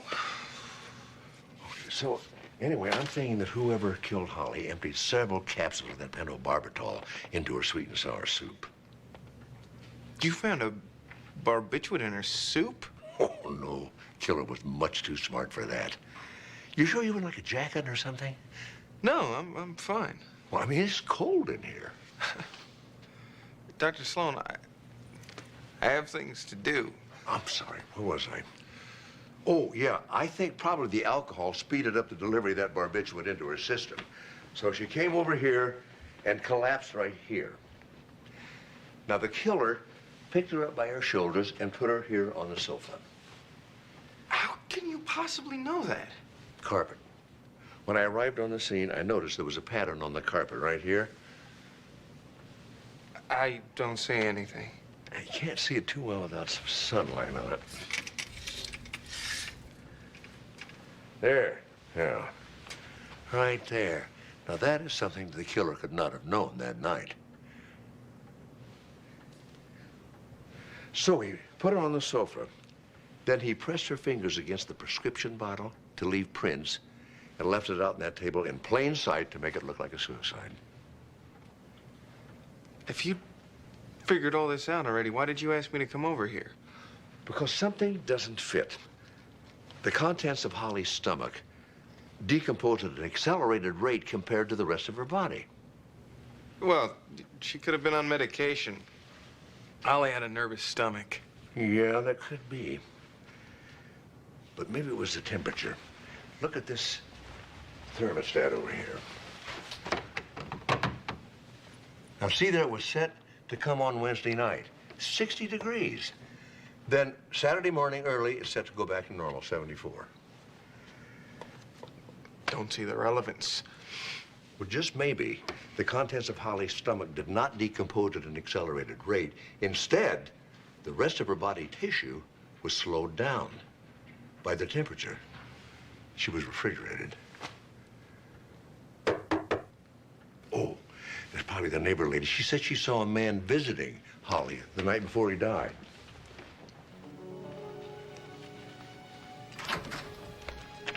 Dad, this is Mrs. Green from down the hall. Mrs. Green, thank you so much for coming. Would you give me just a moment? Of course. Quinn, I have to get a description of the man she saw. Do you want to wait in here? No, I'd rather wait in the car. Mrs. Green? I was a friend of Holly's. Thanks so much for trying to help. You're welcome.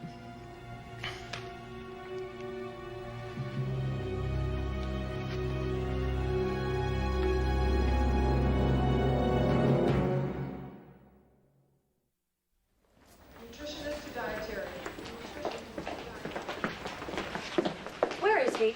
Jennifer, hi. I'm looking for Dr. Sloan. What did he tell my dad? About what? Just tell him I don't care what he thinks of Quinn. It's my business and not his. You know, I think you should probably tell him yourself. Why don't I page him for you? Some days she's lucid, other days she can't remember what ordinary objects are. Like a spoon, for example. Sounds like Alzheimer's. Quinn. Yeah, I'll catch you later. Jenny, what are you doing here? Hi. I came to tell you the wedding is off. I want to elope instead. Really? Duncan, are you sure? And soon, before my father can demand a prenup or pull some other stupid stunt to ruin my life. Whatever you want.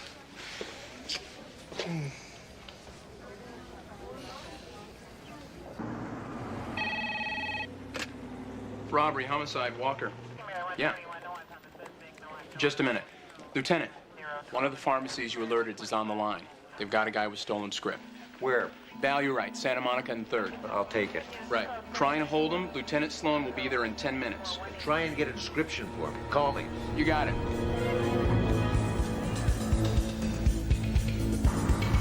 Okay, 5'9", 5'10", 170 pounds, blue eyes, brown hair, and a t-shirt. All right. Yeah, I got him. Thanks.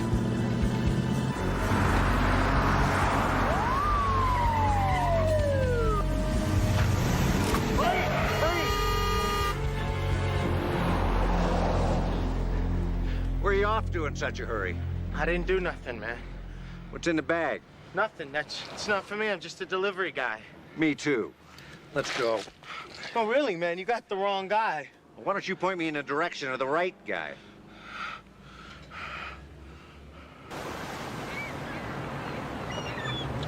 Jimmy Horn?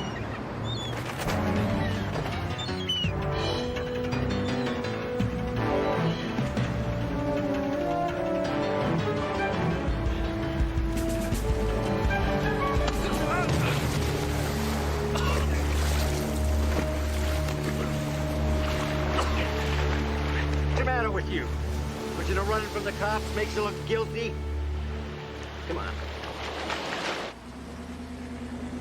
You know, Jimmy, most people that dispense prescriptions have an MD after their name. Really? I didn't know that. So if you do have a medical degree in your back pocket, now might be a good time to get it out.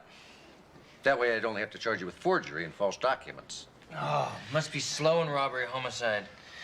They got the dicks coming after the small businessman. You in the business of murder, Jimmy? Oh, give me a break. I'll tell you what I'm going to give you. Life without the possibility of parole. For a couple of stolen scripts. For the murder of Holly Harris. Oh, please. Come on, Jimmy. We've got her prints all over your place. Of course you do. She was over all the time.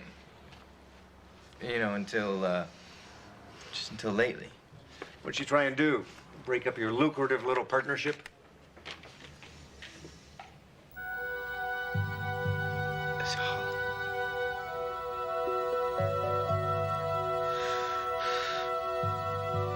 Do you have an alibi for Wednesday night the 20th?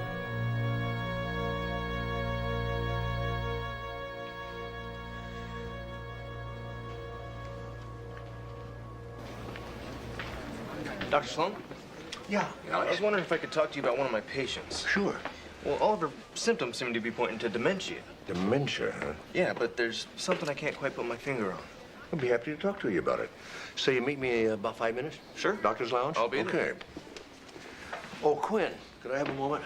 I thought you might be interested to hear that the police have arrested Holly's murderer. Who was it? Some local drug dealer, name of Jimmy Horn. Jimmy. Well, that must have been the guy that she was dating. Guess so. Huh. So he must have convinced her to steal Dr. Wesley's prescription pads. That must be, yeah. I never would have thought that of Holly. I guess you just never know, do you? Well, sometimes you do. But then, other times you could be mistaken. Just like I was with you. We both know that I considered you a suspect there for a while. It's all right, Dr. Sloan. I can see how you would have made that mistake. Don't give it another thought. Thank you. Oh, so, it's all locked up. Well, almost. Almost? Well, even though he had motive and he had opportunity, the police can't find any physical evidence whatsoever to tie him to her place. Well, the district attorney's office prosecutes circumstantial evidence cases all the time. They don't have to have physical evidence. No, they don't have to, but it's always very, very risky without the smoking gun, so to speak. Yeah.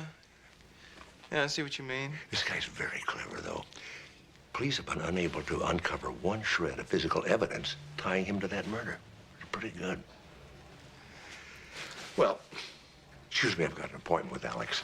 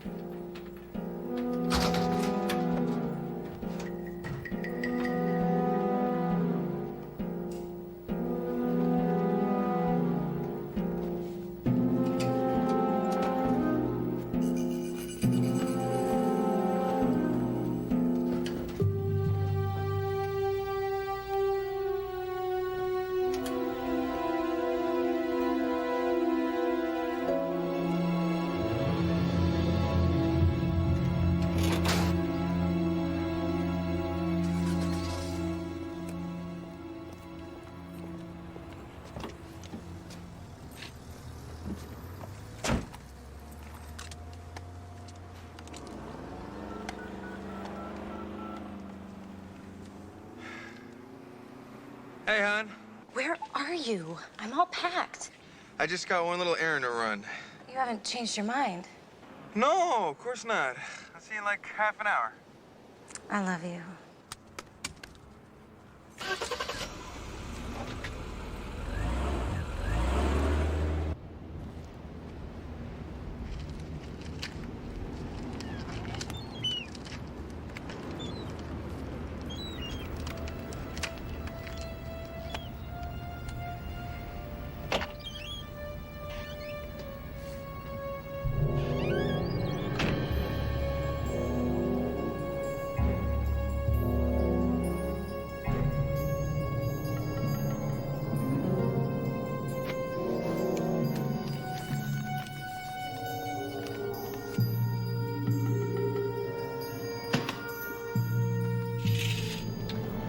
I'll take that.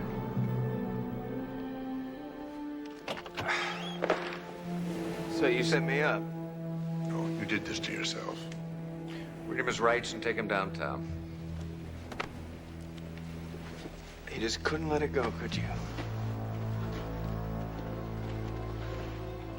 He was so bright, best in his class.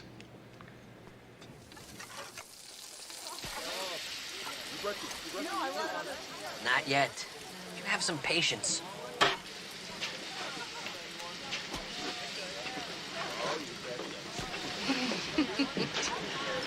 I am so sorry you had to go through all of this. I wouldn't wish it on my worst enemy. Everybody, I would like to propose a toast to the best dean we've ever had, and to the only dean who was ever arrested for dealing drugs. To Dr. Wesley. Here, here. Oh, thank you, everybody. You know, I have to admit there was this voice in my head that was telling me that it was all over. I was going to go to jail. And then there was this other voice that said, everything's going to be okay. Don't give up hope. And that voice was yours. She's forever in my debt. All right, food is ready. Grab your bun. 2 dogs right here, please. And a cheeseburger. Veggie burger. Go, Dad.